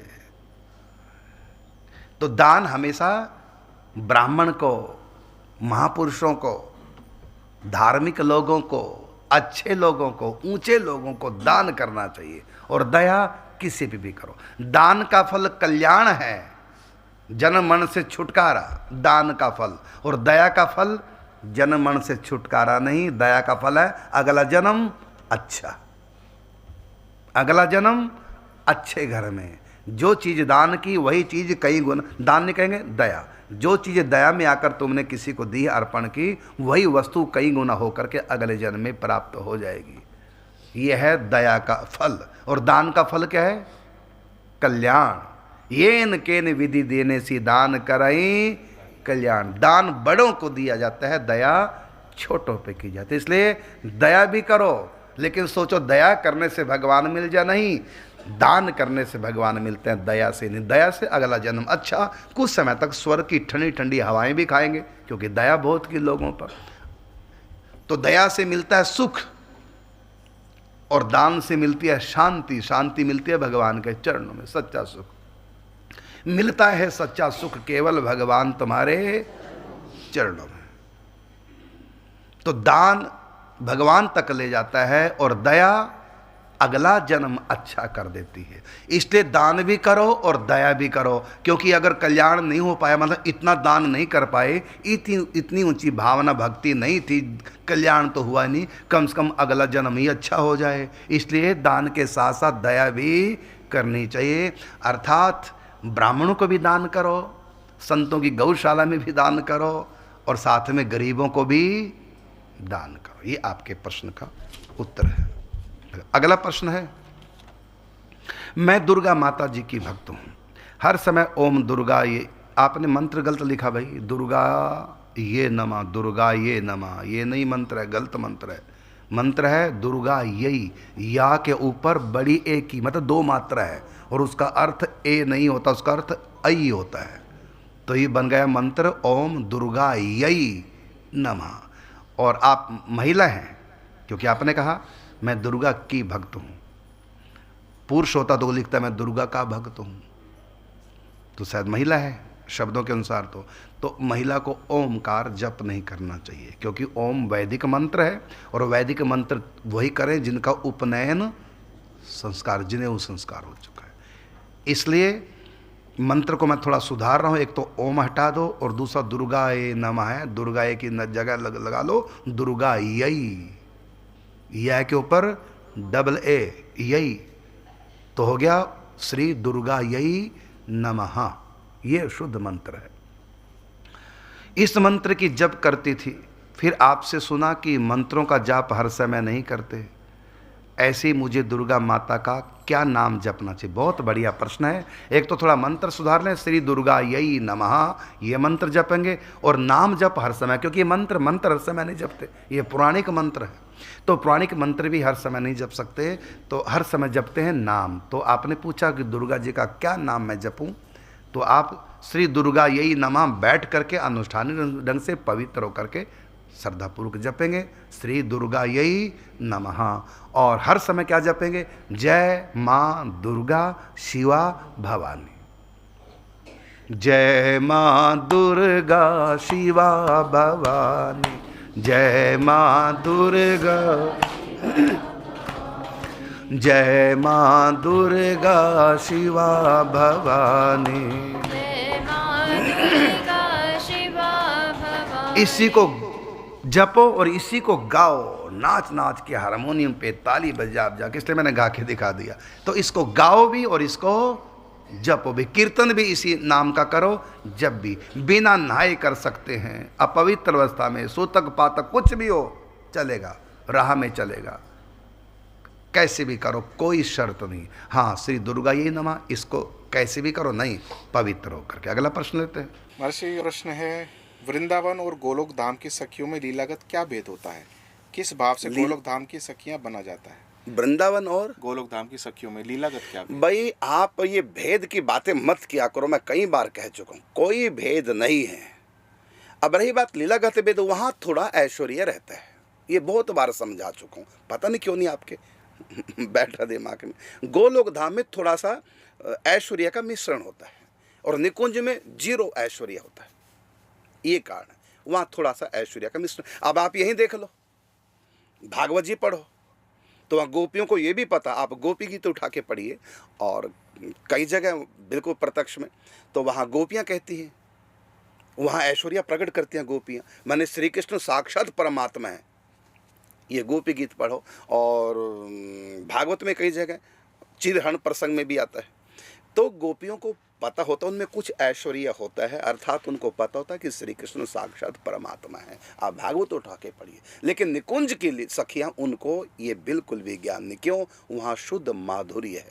जैसा भी शिव पार्वती का संवाद पढ़ा ना, अभी आप प्रश्न किया था, तो वहाँ थोड़ी देर के लिए माधुर्य आया, फिर ऐश्वर्य आ गया। अब शंकर जी उनके ऐश्वर्य की भी याद करा रहे हैं, आपको सब पता है, और फिर पार्वती जी कहते मुझको नहीं पता, और उनको याद कराया जा रहा। तो यहाँ ऐश्वर्य माधुर्य दोनों मिश्रण है। हाँ, शिव पार्वती में सबसे अधिक ऐश्वर्य भाव है, मातेश्वरी में सबसे अधिक ऐश्वर्य भाव, और राधा कृष्ण में गोलोक में सबसे कम ऐश्वर्य भाव। यह माधुर्य कम है, ऐश्वर्य ज़्यादा है शिव पार्वती में, और राधा कृष्ण में यही है। शिव पार्वती वहाँ राधा कृष्ण है, अंतर वहाँ प्रेम अधिक लीला है, इसलिए वहाँ रूप रंग सब कुछ माधुर्य हो गया। और वही राधा कृष्ण जब शिव पार्वती के रूप में होते हैं तो वहाँ ऐश्वर्य अधिक हो गया। इसलिए ऐश्वर्य का उनका वेशभूषा से पता चलता है। मातृषि का जो वहाँ ना सिंह है, तो सिंह बताता है ऐश्वर्य है, और भगवान के गले में सर्प है, नाग, मौत, तो वहाँ पता चल रहा है कि ऐश्वर्य है। तो यही शिव पार्वती जब ऐश्वर्य की लीला करते हैं शिव पार्वती बनते हैं, यही जब माधुर्य प्रधान लीला करते हैं राधा कृष्ण, और जब यही शुद्ध प्रेम की लीला करते हैं जहाँ कभी आएगा नहीं ऐश्वर्य, वह है निकुंज वृंदावन धाम। बस इतना अंतर है। भागवत में थोड़ा सा ऐश्वर्य सखियों में, आप दोबारा पढ़िए गोपी गीत सब देखिए, वहाँ पता चलेगा, गोपियों को पता है कि श्री कृष्ण भगवान है। लेकिन निकुंज की सखियों में भाव भगवत्ता का नहीं होता, वहाँ शुद्ध माधुर्य और 0 हो गया ऐश्वर्य। और गोलोक धाम में माधुर्य बहुत है, लेकिन वहाँ कभी कभी बीच में ऐश्वर्य आता है। भागवत की कथा पढ़िए तो कभी कभी बीच में गोपियों में ऐश्वर्य भाव कृष्ण के प्रति परमात्मा आता है, लेकिन कभी कभी आता है। और शिव पार्वती के गणों में 24 घंटे भाव रहता है कि ये भगवती, ये भगवान है, भगवान शिव पार्वती। इसलिए उनके साथ वो प्रेम नहीं करते, और गोलोक धाम में सब प्रेम करते हैं वही जो शिव पार्वती, वही राधा कृष्ण। बिल्कुल भी भेद नहीं, भेद करना महापाप पुराणों में बताया है। बस लीलागत थोड़ा सा भेद है। गोलोक धाम में सबसे अधिक, वहाँ पर माने सबसे कम वहाँ ऐश्वर्य है, लेकिन निकुंज में बिल्कुल भी ऐश्वर्य नहीं। तो वहाँ भगवान कई कई रूप धारण कर लेते हैं। यहाँ देखिए भागवत जी में जितनी गोपियाँ उतने कृष्ण बन गए, तो हो गया ना ऐश्वर्य लीला। ब्रह्मा जी के लिए भगवान ने अनंत रूप प्रकट कर दिए। जब ब्रह्मा जी ने चौराए बछड़े ग्वाल बाल, तो स्वयं बछड़े ग्वाल बाल बन गए। लेकिन निकुंज में नहीं बनते। निकुंज में जब ठाकुर जी को राधा बनना और सखी बनना, तो बड़ा मेकअप करना पड़ेगा उनको। ऐसा नहीं कि ऐसे कर दिया और ओ ऐसे बोल के, ऐसा नहीं होता वहाँ। तो वहाँ ठाकुर जी अंतर्ध्यान नहीं होते। और ना प्रकट होते। ऐसा नहीं वहाँ लीला ऐश्वर्या की होती निकुंज में, गोलोक धाम में हो जाती है। वहाँ ठाकुर जी जब चाहे अंतर्ध्यान, जब चाहे प्रकट, कहीं कहीं रूप बना ले, वैसे कम करते हैं। हाँ, शिव पार्वती के रूप में ये खूब ऐश्वर्या की लीला करते हैं, लक्ष्मी नारायण के रूप में भी खूब ऐश्वर्या की लीला करते हैं, लेकिन राम जी के रूप में, सीताराम जी के रूप में वहाँ भी माधुर्य की प्रधानता, बस वहाँ थोड़ा सा मर्यादा रहती है।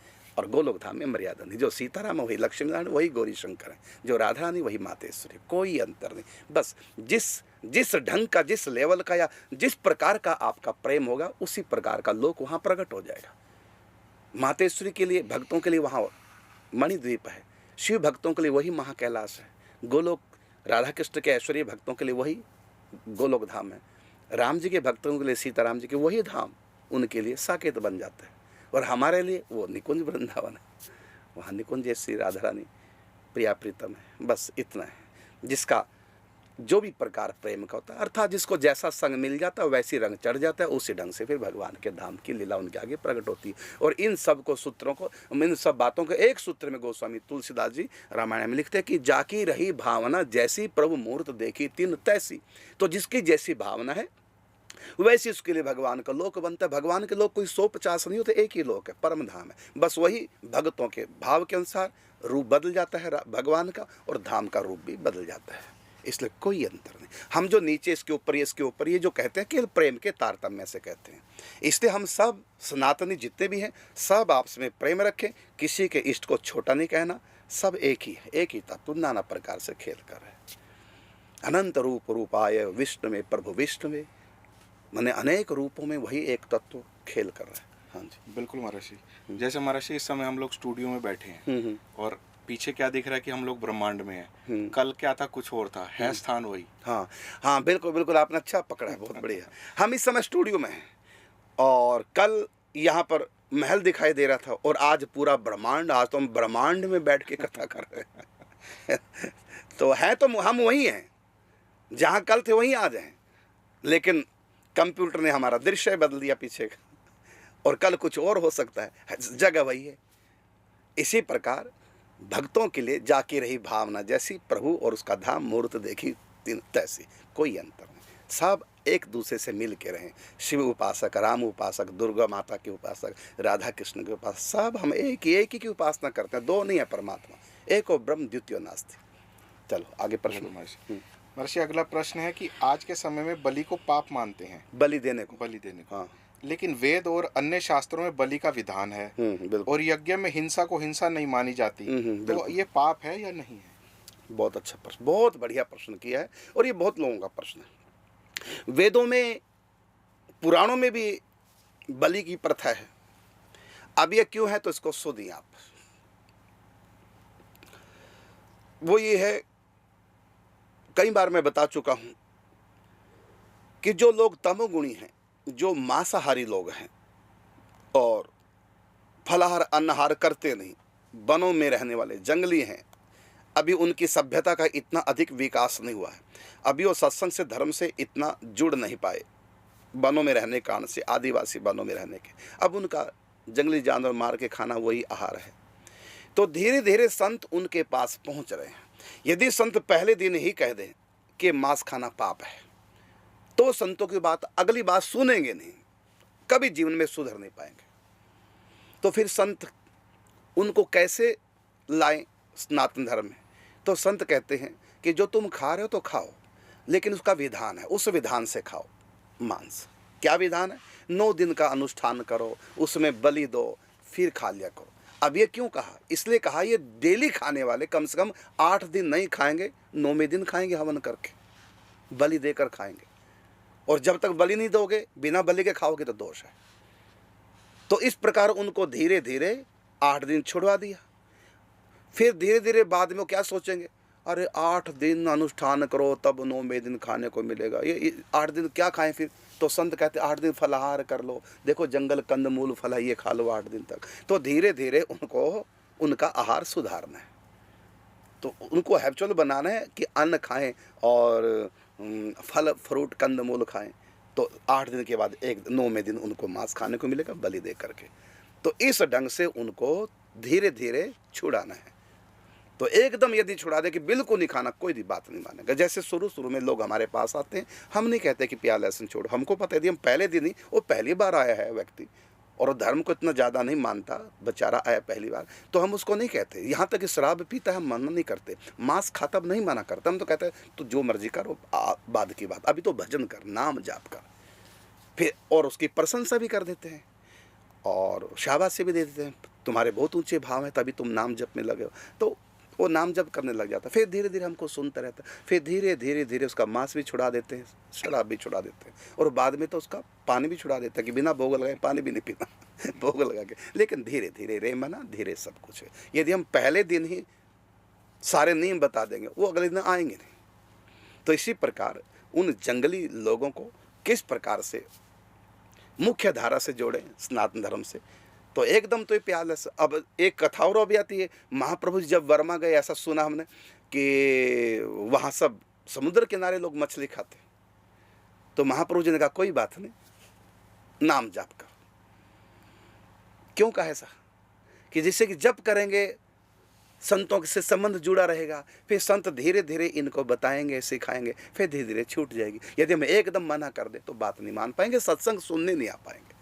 इसी प्रकार वेदों में, हमारे पुराणों में, शास्त्रों में बलि प्रथा उनके लिए, हमारे आपके लिए नहीं है। हम तो खाते ही नहीं है, हमारे लिए, हम तो सुधर गए, हमारे लिए नहीं है। ये जो सुधरे नहीं, जो मांस ही जिनका मुख्य आहार है, उनके लिए ये सब किया है। अब फिर चलो और भी कई बातें, अभी तो आपकी बात का ये समाधान हमने कर दिया। ये हमारे लिए अपराध है, हमारे लिए पाप है। जैसे शिकार खेलना, जैसे कल बताया था, क्षत्रियों के लिए अपराध नहीं है, क्योंकि उनको युद्ध करने का और वहाँ ट्रेनिंग दी जाती है जंगलों में, और जानवरों के बीच में तो अखेट करते हैं, शिकार खेलते हैं, उनके लिए एक प्रकार से युद्ध की ट्रेनिंग है। लेकिन हम यदि जानवर को मारेंगे हमको पाप लगेगा। इसी प्रकार डॉक्टरों को ट्रेनिंग दी जाती है, तो जानवरों पे उनको एक्सपेरिमेंट किया जाता है, और कोई भी दवाई नई बनती है तो जानवरों के ऊपर उसको एक्सपेरिमेंट करते हैं। और इसी प्रकार से ऑपरेशन जब पहली बार सीखते हैं तो ऐसा बताते हैं कि चूहों के ऊपर ऑपरेशन करते हैं, मेंढकों को ऑपरेशन करते हैं, मर जाते हैं, तो कोई दोष नहीं लगता, क्योंकि डॉक्टरी कर रहे हैं, उनको मनुष्य को बचाना सीखना है। लेकिन हम किसी जीव को मारेंगे, हमको दोष लगेगा, लेकिन डॉक्टरों को नहीं लगेगा। इसी प्रकार ये मांस खाना, बलि दे करके, ये जो जिनका भी विकास नहीं हुआ है धार्मिक दृष्टि से, ये उनके लिए, हमारे आपके लिए, वैष्णव के लिए नहीं है। ये आपके प्रश्न का उत्तर। बिल्कुल महाराज, इसी प्रकार आपने अनेक लोगों के मांस और शराब छुड़वाए हैं। हाँ। और एक का तो मतलब याद ही आ रहा है, उनकी शराब छुड़ाने के लिए आपने क्या खेल रचा था उनको आपने कहा था कि आप जब भी पियेंगे तो एक तो मैंने उन्हें पैसे दिए थे। हाँ, हमने नहीं कहा कि तू छोड़ दे शराब, हमने उसको पैसे दे दिए कि जब भी तुम पियोगे इन पैसे से पियोगे, लो पैसे ले जाओ, और जब समाप्त खत्म हो जाएंगे दोबारा लेने आ जाना। हमने उसको पैसे दे, पियो। आपने कहा लेकिन शर्त है, बस पीनी है तो मेरे पैसों से। हाँ, बस यह कि शर्त भी यही है कि जब भी पियोगे मेरे पैसे से पियोगे। तो मैंने उनको पैसे दे दिए। अगले दिन वो अपने परिवार के साथ आए, पैसे लौटा गए और शराब पीना छोड़ दिया। एक तरीके हैं।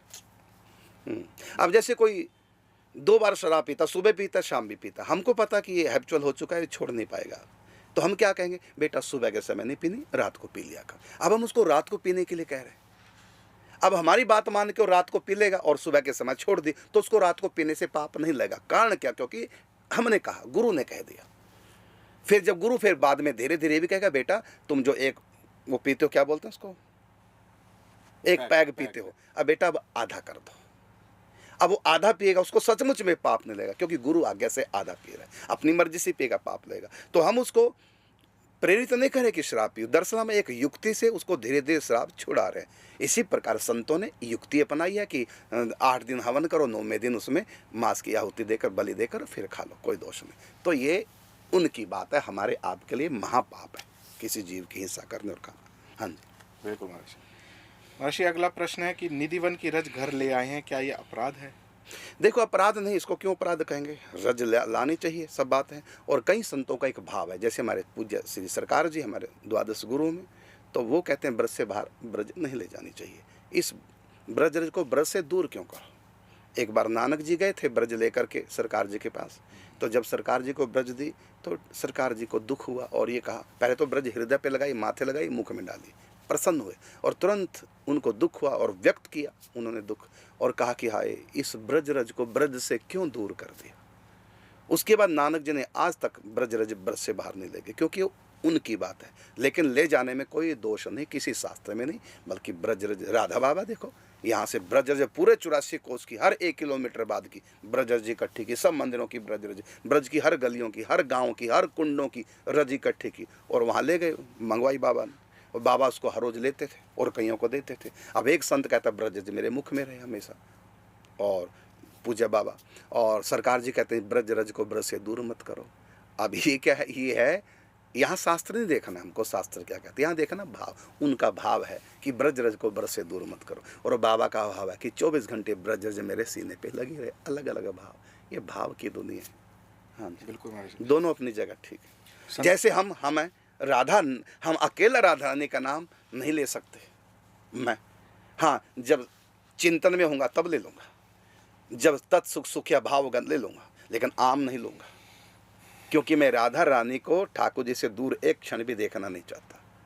या चिंतन में राधा रानी का नाम लूँगा, या सामने दरबार लगोगा तब राधा रानी का नाम, या भाव राज्य में होगा तब राधा नाम।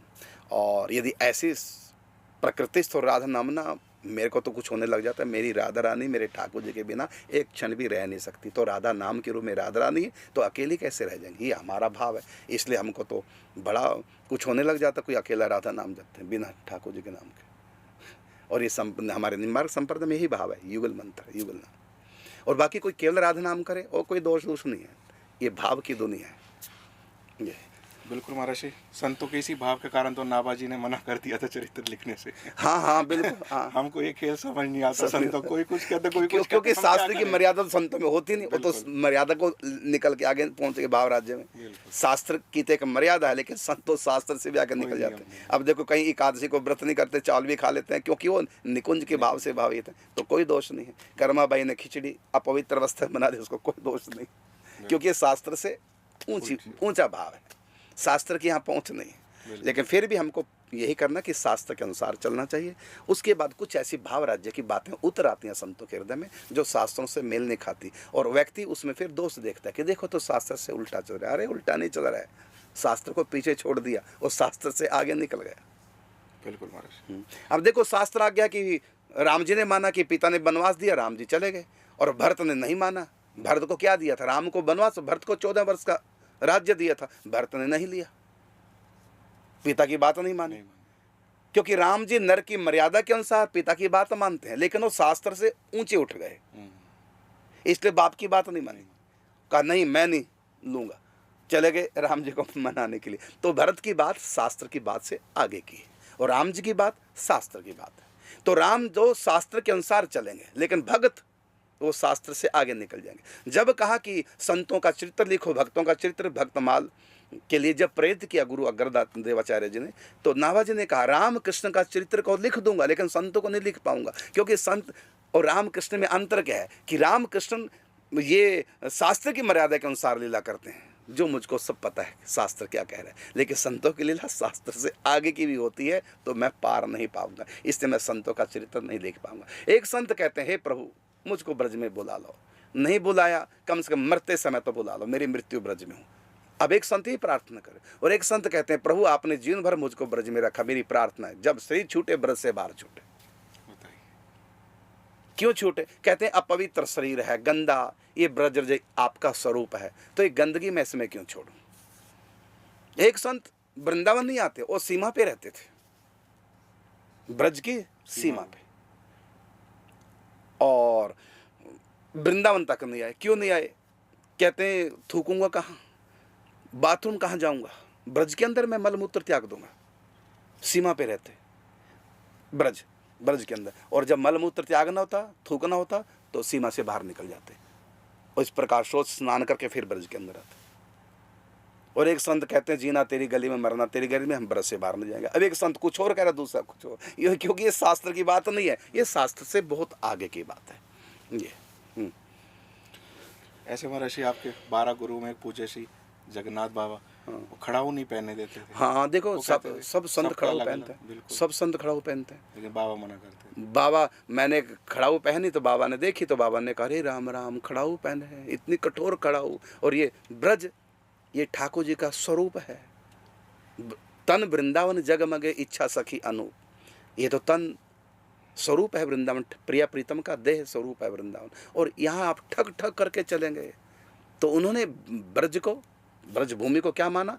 ये प्रिया प्रीतम है, उन्हीं का देह स्वरूप। बहुत कोमल है यहाँ की, बहुत कोमल है, इस पे इतने खड़ाऊ कैसे रखें। और उसके बाद वही मेरे भीतर भाव और आगे बढ़ गया कि अब मैं ब्रज में कुछ भी नहीं पहनूंगा, अब मैं नंगे पाऊँ। जब मैंने अखंड ब्रजवास लिया तो चप्पल जूता पहनना छोड़ दिया। वही भाव मेरे भीतर आ गया, क्योंकि संतों की बात मानोगे तो और आगे भाव बढ़ेगा। हमने अपने गुरु की बात मानी, खड़ाऊ मैंने दीदी को दे दी, 2-3 दिन पहनी थी, दीदी को दे दी। और फिर मैं कोमल चप्पल पहनता। जब मैंने अखंड ब्रजवास लिया तो फिर संकल्प कर लिया कि अब नंगे पाँव ही रहना ब्रज में, जूता चप्पल नहीं पहनना। जी महर्षि। महर्षि, अगला प्रश्न है कि महाराज जी, मंदिर में कोई सामग्री चढ़ाकर वही रहने देनी चाहिए या वापस घर ले जानी चाहिए? क्योंकि कई बार मंदिर में अधिकता के कारण से वस्तुओं की बेकदरी हो जाती है। नहीं, वापस ले सकते हैं, ले जा सकते बांट दो, बाहर बांट दो, कोई हो, नहीं तो घर ले जाओ, बच्चों को दे दो। ठीक है महर्षि।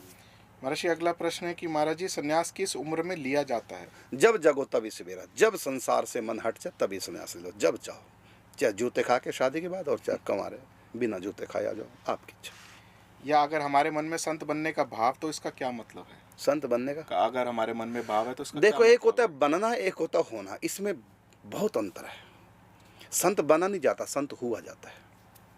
और वो संत पहले से होते हैं। आपके अंदर संत पना है तो आपका मन अपने आप ही करेगा संत बनो। और आप बने बिना रह नहीं सकते, हमसे नहीं पूछेंगे, किसी और से नहीं पूछेंगे, क्योंकि आप संत बन नहीं रहे, आप संत हो रहे हैं, क्योंकि आप पहले ही से संत हैं। जो संत बनते हैं फिर वो बिगड़ जाते हैं, जो संत होते हैं वो प्रभु में खोते हैं, खो जाते हैं। हमको संत बनना नहीं, हमको संत होना है। बनने के लिए तो बाहर की कुछ प्रक्रिया हैं, लेकिन होने के लिए जन्म से ही स्वभाव होता है संतों का। संत एक भेष का नाम नहीं, संत एक स्वभाव का नाम है। जी महर्षि। महर्षि, अगला प्रश्न भावना जी का है। भावना जी निवेदन कर रही हैं कि महाराज जी, मैं राधा कृपा कटाक्ष और षोडश गीत का नित्य पाठ करती हूँ, कृपया आज्ञा देने की कृपा। हाँ बिल्कुल, आप कर सकते हैं।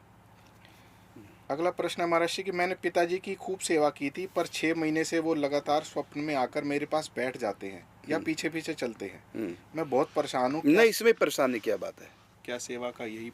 नहीं, इसमें कोई परेशानी, आपसे उनका लगाव है, वो इस समय पितरलोक में, और आपसे विशेष लगाव। देवता होते हैं पितर, कोई भूत प्रेत थोड़ी होते हैं पितर। भूत प्रेत तो वो होते हैं जो भटकते हैं, उनकी गति कराई जाती। पितर तो एक देवता है और अपने जन्म की प्रतीक्षा में वेट कर रहे हैं। जब समय आएगा उनके प्रारब्ध का तो उनका जन्म हो जाएगा कहीं ना कहीं। यदि आपको स्वप्न में दिख रहे हैं, कई बार प्रत्यक्ष में भी आ सकते हैं, ऐसा कई कथाएं आती हैं, तो कोई दोष नहीं, पितर देवता है, इसमें परेशान होने की कोई बात नहीं। हाँ, वो कुछ मांगे तब थोड़ा सा दिक्कत होती है, फिर उसमें जो चीज़ मांगते हैं वो फिर हम ब्राह्मण को दान करते हैं। जी महर्षि। महर्षि, अगला प्रश्न सोनिया जी का है। आप पूछ रही हैं कि महर्षि, 1 लाख नाम जप करने में कितना समय लगता है? 1 लाख नाम जप करने में 6 घंटे 5 घंटे। अगला प्रश्न है महर्षि कि गुरुदेव, आप वो पहली बात तो भैया हल्के फुल्के प्रश्न मत करो, करके देख लीजिए। आप करके देख लो।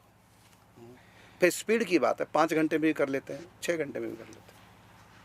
अगला प्रश्न महर्षि कि आपके चरणों में दंडवत प्रणाम। क्या गुरुजी, हमें चातुर्मास्य व्रत हम शुरू कर रहे हैं, तो करवा चौथ अष्टमी का रात को खाना खा सकते हैं या देखो, त्यौहार वैसे मनाओ जैसे आप हर साल मनाते हैं। त्योहारों को छोड़ के बाकी वही नियम रहेंगे। मैं कहना चाहूँगा आप सब भक्तों को कि प्रतिदिन चरण छाया यूट्यूब चैनल पर लाइव प्रश्नोत्तरी कार्यक्रम चल रहा है, और आप भी जुड़ सकते हैं, कोई भी जुड़ सकता है। और ये कहना चाहूँगा साथ में कि इसमें प्रश्न केवल अध्यात्म, धर्म अध्यात्म को लेकर हो, व्यक्तिगत अपने कोई प्रश्न ना हो, केवल अध्यात्म को। ये प्रतिदिन पहले हम 8 से 8:30 देखते हैं धारावाहिक भक्तमाल गाथा। उसके 10 मिनट के बाद, क्योंकि थोड़ा तैयारी होती है, 10 मिनट के बाद फिर लाइव आ जाते हैं चरण छाया यूट्यूब चैनल पर। प्रतिदिन लगभग 8:45 तक आ जाते हैं। कोई भी जुड़ सकता है, सबका स्वागत है। हाँ जी, ये इस समय लाइव कार्यक्रम चल रहा है, तो लाइव आप यूट्यूब पर नीचे कमेंट लिख रहे हैं और अपने प्रश्न आप भी ऐसी प्रश्न कर सकते हैं। जी महर्षि, अगला प्रश्न है महर्षि कि निकुंज में भोले बाबा जी का क्या नाम है? त्रिलोचना सखी या फिर गोपेश्वर महादेव? नहीं, गोपेश्वर तो सर्वनाम है और त्रिलोचना ये उनकी संज्ञा है। महर्षि, मुझे ऐसा रोग हो गया है जो बहुत उपाय करने से ठीक नहीं हो रहा, इसका असर भजन पर भी पड़ रहा है। हाँ। कृपया कोई अनुष्ठान बताइए जिससे मैं सरलता से कर पाऊँ, ज़्यादा पवित्रता नहीं रख पाऊंगी। ठीक है, तो 3 नाम भगवान के हैं, भगवान से प्रार्थना करो और 3 नाम जो भी आप दवाई खाएं हथेली पे रख करके उसको, वैसे मैं इस पक्ष में नहीं हूं क्योंकि मैं इस पक्ष में हूं, जो भी है मेरे प्रारब्ध के अनुसार आ रहा है आप दवाई बूटी कीजिए और हॉस्पिटल में डॉक्टरों को दिखाइए, और इससे सकाम भाव आने से भक्ति में थोड़ा सा न्यूनता आ जाती है। फिर भी कोई बात नहीं, ज़्यादा तकलीफ है, भजन में विघ्न पड़ रहा है, तो 3 नाम प्रभु के, अच्युत, अनंत और गोविंद। यद्यपि 3 मंत्र हैं, ओम अच्युताय नमः, ओम गोविंदाय नमः, ओम अनंताय नमः, लेकिन आप मंत्र नहीं करेंगे क्योंकि मंत्र में थोड़ा शुद्धि की आवश्यकता। सीधा सीधा नाम करो, आप अपवित्र अवस्था में भी कर सकते हैं, लेकिन फिर भी एक अनुष्ठान करो और 64 माला प्रतिदिन करो 40 दिन तक। फिर सुनेंगे, 64 माला प्रतिदिन करो, आसन पर बैठ के करो, एक अनुष्ठानिक ढंग से, और एक जोत जगा दी और पवित्रता का थोड़ा ध्यान रखें। 64 माला प्रतिदिन, यदि ऐसा संभव नहीं तो 32 माला 2 व्यक्ति कर लें, यदि ऐसा संभव नहीं तो 16 माला 4 व्यक्ति बैठ के कर लें, थोड़े समय में हो जाएगी, 2 मिनट में 1 माला हो जाती है।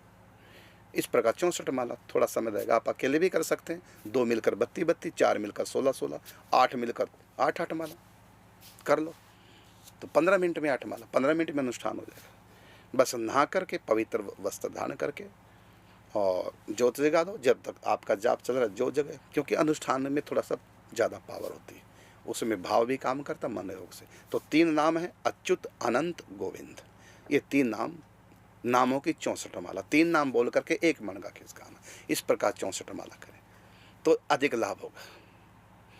चलो, और फिर भी जब भी आप दवाई लें तो दवाई हथेली पे रख करके उल्टे हाथ पर दवाई लेनी है और सीधे हाथ से उसको ढक लेना है और नाभि से ऊपर हाथ रहे। तो 3 बार अच्युत अनंत गोविंद, अच्युत अनंत गोविंद, अच्युत अनंत गोविंद 3 बार बोल के फूंक मार लो, फिर उस दवाई को खाओ, जल से, दूध से, जो भी आप डॉक्टर बताते हैं। महर्षि, कृपा करके बताएं कि भगवान हमारे प्रारब्ध को कम या खत्म क्यों नहीं कर सकते? कर सकते हैं, खत्म कर सकते हैं, कम भी कर सकते हैं, सब कुछ कर सकते हैं। भगवान के हाथ में वो परम स्वतंत्र, न सर पर कोई ये है। लेकिन भगवान ने एक रूल बना रखा है, तो अपने रूल को भगवान चाहे तो तोड़ सकते हैं, लेकिन फिर भी उनका स्वभाव है, प्रभाव तो ये है भगवान कुछ भी कर सकते हैं, और स्वभाव ये है, एक रूल बना रखा सृष्टि में, एक कानून बना रखे, उन कानून के तहत ही भगवान सब खेल करते हैं, और यही है। और भगवान एक तो अपराध को कम कर देते हैं, दंड को, प्रारब्ध को थोड़ा कम कर देते हैं, बिल्कुल क्षमा नहीं करते, क्योंकि भगवान यदि क्षमा करेंगे ना तो ये सारे भक्त पापी बन जाएंगे। उनको पता है कि भगवान तो क्षमा कर देंगे, 4 माला फालतू कर लेंगे, भगवान को रिझा लेंगे, अब करो मौज मस्ती, करो पाप, भगवान तो क्षमा कर देंगे। इसलिए भगवान क्षमा ना करके थोड़ा दंड देते हैं, हाँ देते कम, ये बात। यदि हम अपने पापों को देख लेना अटैक आ जाएगा आपको, लेकिन इतना दंड भगवान देते नहीं, क्षमा बहुत करते हैं। हाँ, बाकी उनकी इच्छा है, एक चाहे तो एक परम स्वतंत्र, कुछ भी कर सकते हैं, उनके सर पर कोई नहीं है जो उनको कहेगा आपने ऐसा क्यों किया। लेकिन ये तो भगवान का प्रभाव है जो परम स्वतंत्र है, और स्वभाव ही है, एक मर्यादा का पालन करते हैं, मृत्यु लोक में जैसे भी है। और भगवान चाहते ही हैं कि मेरा भक्त दुख भोग ले, हाँ उस दुख में मैं साथ दूंगा, मेरे संत साथ देंगे, सत्संग साथ देगा, उनका धैर्य बंधाएंगे और दुख को कम भी कर सकते हैं भगवान, और पूरा भी क्षमा कर सकते हैं ये आप। लेकिन उसमें घाटा है कानून के हिसाब से, फिर दोबारा जन्म लेना पड़ेगा, ऐसा भी होता है। बिल्कुल महर्षि। कि साष्टी मुक्ति में वर्णन आता है कि भगवान के जैसा ऐश्वर्य प्राप्त होगा, वो ऐश्वर्य में हमें क्या क्या शक्तियां प्राप्त होती हैं? कैसे? वो लोकपाल बन जाता है।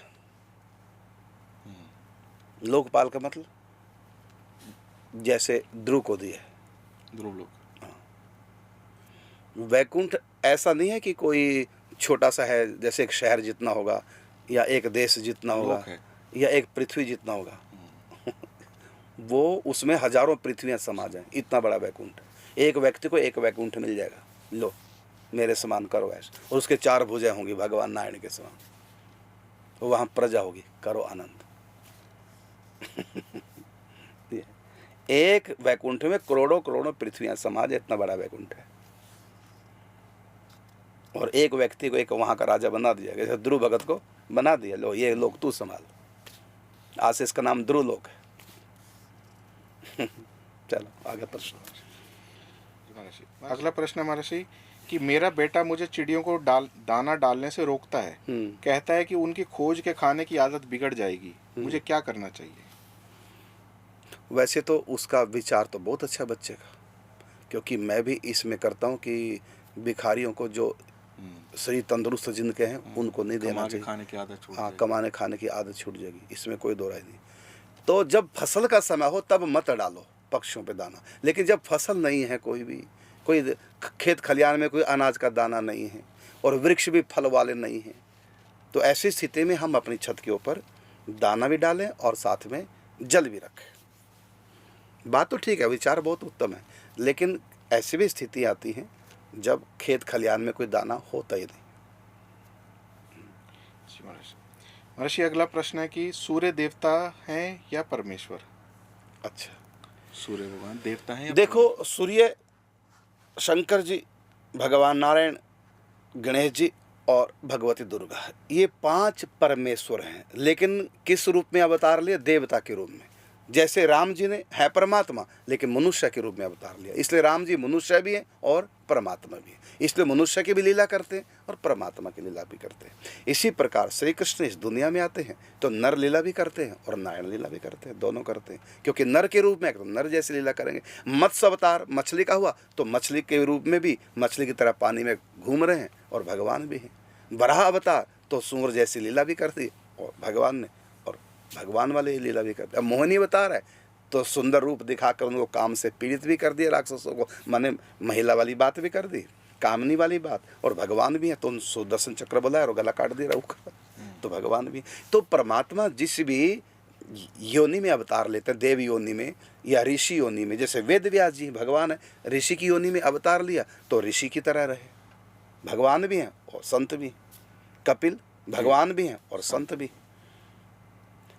और मतलब भगवान जिस भी योनि में जन्म लेंगे उस योनि के जो लक्षण वो अपने अंदर वो प्रकट करेंगे, और फिर समय पे जब आवश्यकता पड़ेगी तो भगवान वाली बात भी कर देंगे।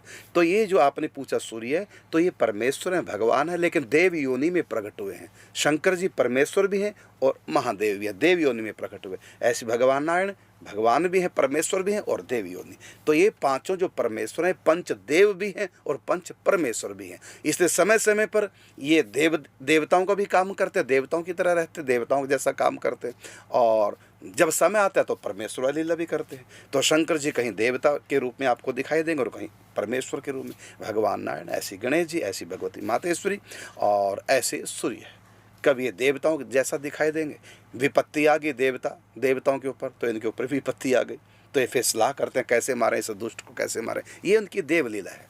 और जब इनको किसी को मारना होगा एक क्षण लगेगा त्रिशूल से, अरे दृष्टि को शंकर जी करे तो भृगुटी विलास सृष्टि लय हुई, ऐसे पावरफुल हैं पंच परमेश्वर, लेकिन उस समय देवताओं की लीला करते हैं। तो जिस योनि में भगवान का अवतार होता है उस योनि के अनुकूल रह करके भगवान अपनी भगवत्ता का प्रकाश करते हैं।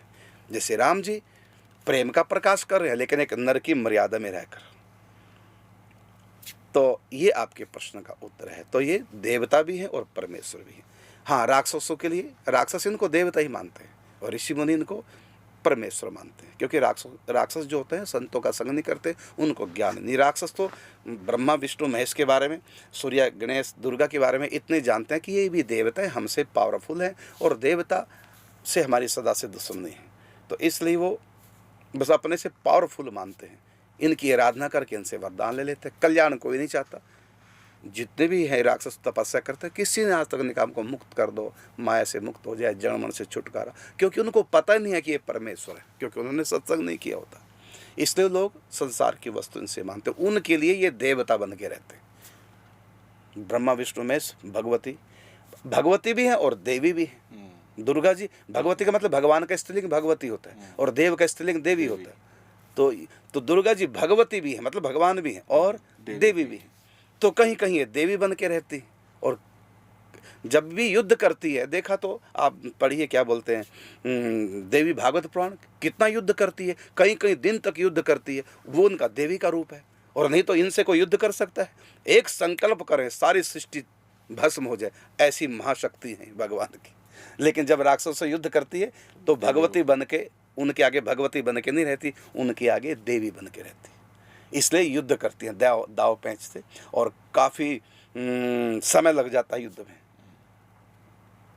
और वो भी सोचते हैं कि देखो ये मने परमेश्वरी नहीं है ना, तो ये देवी इसमें बल है, तो वो भी दाव पेंच चलाते हैं राक्षस।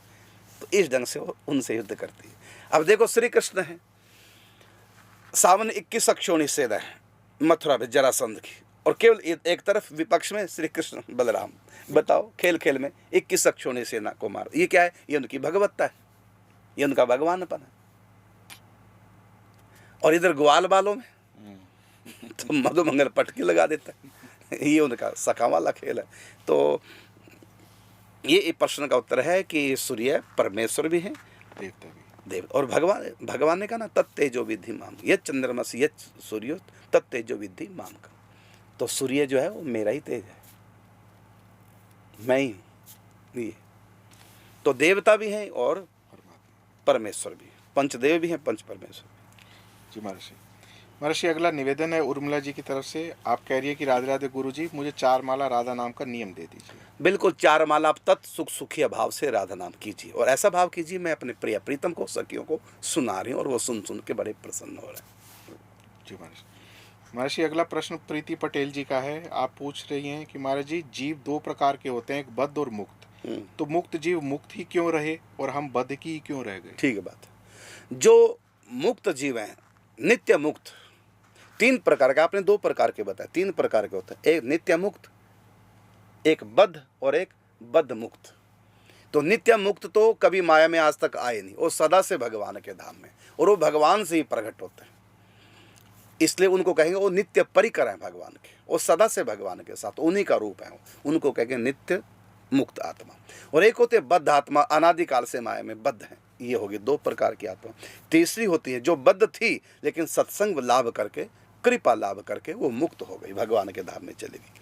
तो भगवान के धाम में चलेगी, उन आत्मा को कहेंगे बद्ध मुक्त आत्मा। 3 प्रकार की आत्मा। वैसे तो और भी कई भेद हैं आत्मा के, लेकिन मुख्य रूप से 3 आत्माएं 3 प्रकार की हैं। ये वेदांत 10 श्लोक में भगवान निम्बारकाचार्य ने इसकी व्याख्या की। जी महाराज, अगला प्रश्न सोनिया जी का है। महाराज जी, आप तो कहते हैं कि राधा नाम सबके आगे नहीं बोलना चाहिए, लेकिन आप उसे कथा में बोलते हैं, क्या ये नाम केवल राधा नाम नहीं लेना चाहिए क्या? अरे खूब लो, किसने मना किया? खूब लो राधा नाम, किसने मना किया? मैं कब कहता हूँ राधा नाम नहीं लेना? खूब लो, लेकिन हम अपना तरीका बताते हैं कि प्रिय प्रीतम के लिए तत् सुख सुखी भाव से राधा नाम लो, निकुंज के भाव से राधा नाम। ये निकुंज का महामंत्र है, इसकी मर्यादा ही है प्रिय प्रीतम के लो, स्वार्थ के लिए नहीं, मुक्ति के लिए नहीं, पाप काटने के लिए नहीं, केवल उनके लिए। जी महाराज जी। महर्षि अगला प्रश्न है कि महाराज जी, भगवान द्वारा निर्मित समस्त चराचर जगत काल के अधीन है, काल भगवान के अधीन है, भगवान भक्तों के अधीन है। भगवान भक्तों के अधीन, तो फिर भक्त किसके अधीन है? दोनों एक दूसरे के अधीन है। भक्त भगवान के अधीन, भगवान भक्तों के अधीन। जैसे मछली जल के अधीन है लेकिन जल मछली के अधीन नहीं, भ्रमर पुष्प के अधीन है लेकिन पुष्प भ्रमर के अधीन नहीं। लेकिन यहाँ परस्पर 2 चकोर 2 चंदा, आश्रयलंबन 2 विषयलंबन। हाँ, दोनों मछलियाँ, दोनों जल है, दोनों एक दूसरे के अधीन है, क्योंकि प्रेम दोनों तरफ से। जल का प्रेम मछली से नहीं, लेकिन मछली का प्रेम जल से। कमल का फूल का प्रेम भंवरे से, लेकिन भंवरे का प्रेम फूल से। तो वहाँ एक तरफा प्रेम है, लेकिन यहाँ दोनों तरफा प्रेम है, इसलिए दोनों दोनों के बिना नहीं रह सकते। महाराज जी, अगला प्रश्न है गुरु जी, यदि घर में किसी की मृत्यु हो जाए तो क्या हम दीक्षा का मंत्र जप सकते हैं? हाँ बिल्कुल, नियम कर सकते हैं? बिल्कुल, संकीर्तन कर सकते हैं? गुरु ने जितने भी नियम दिए सारे कर सकते हैं।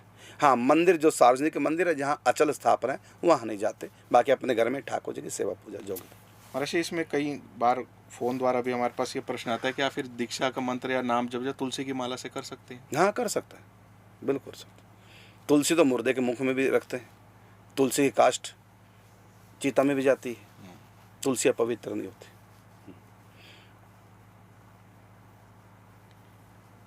और कंठी तुलसी की है, उसको पहन के रखो, उसको बदलने की आवश्यकता नहीं। हाँ, उपनयन संस्कार जिनको जिन्हें वो बदलते हैं, लेकिन कंठी नहीं बदलते। कंठी तिलक इनको सूतक पातक नहीं लगता, इनको शुद्धि अशुद्धि नहीं लगती।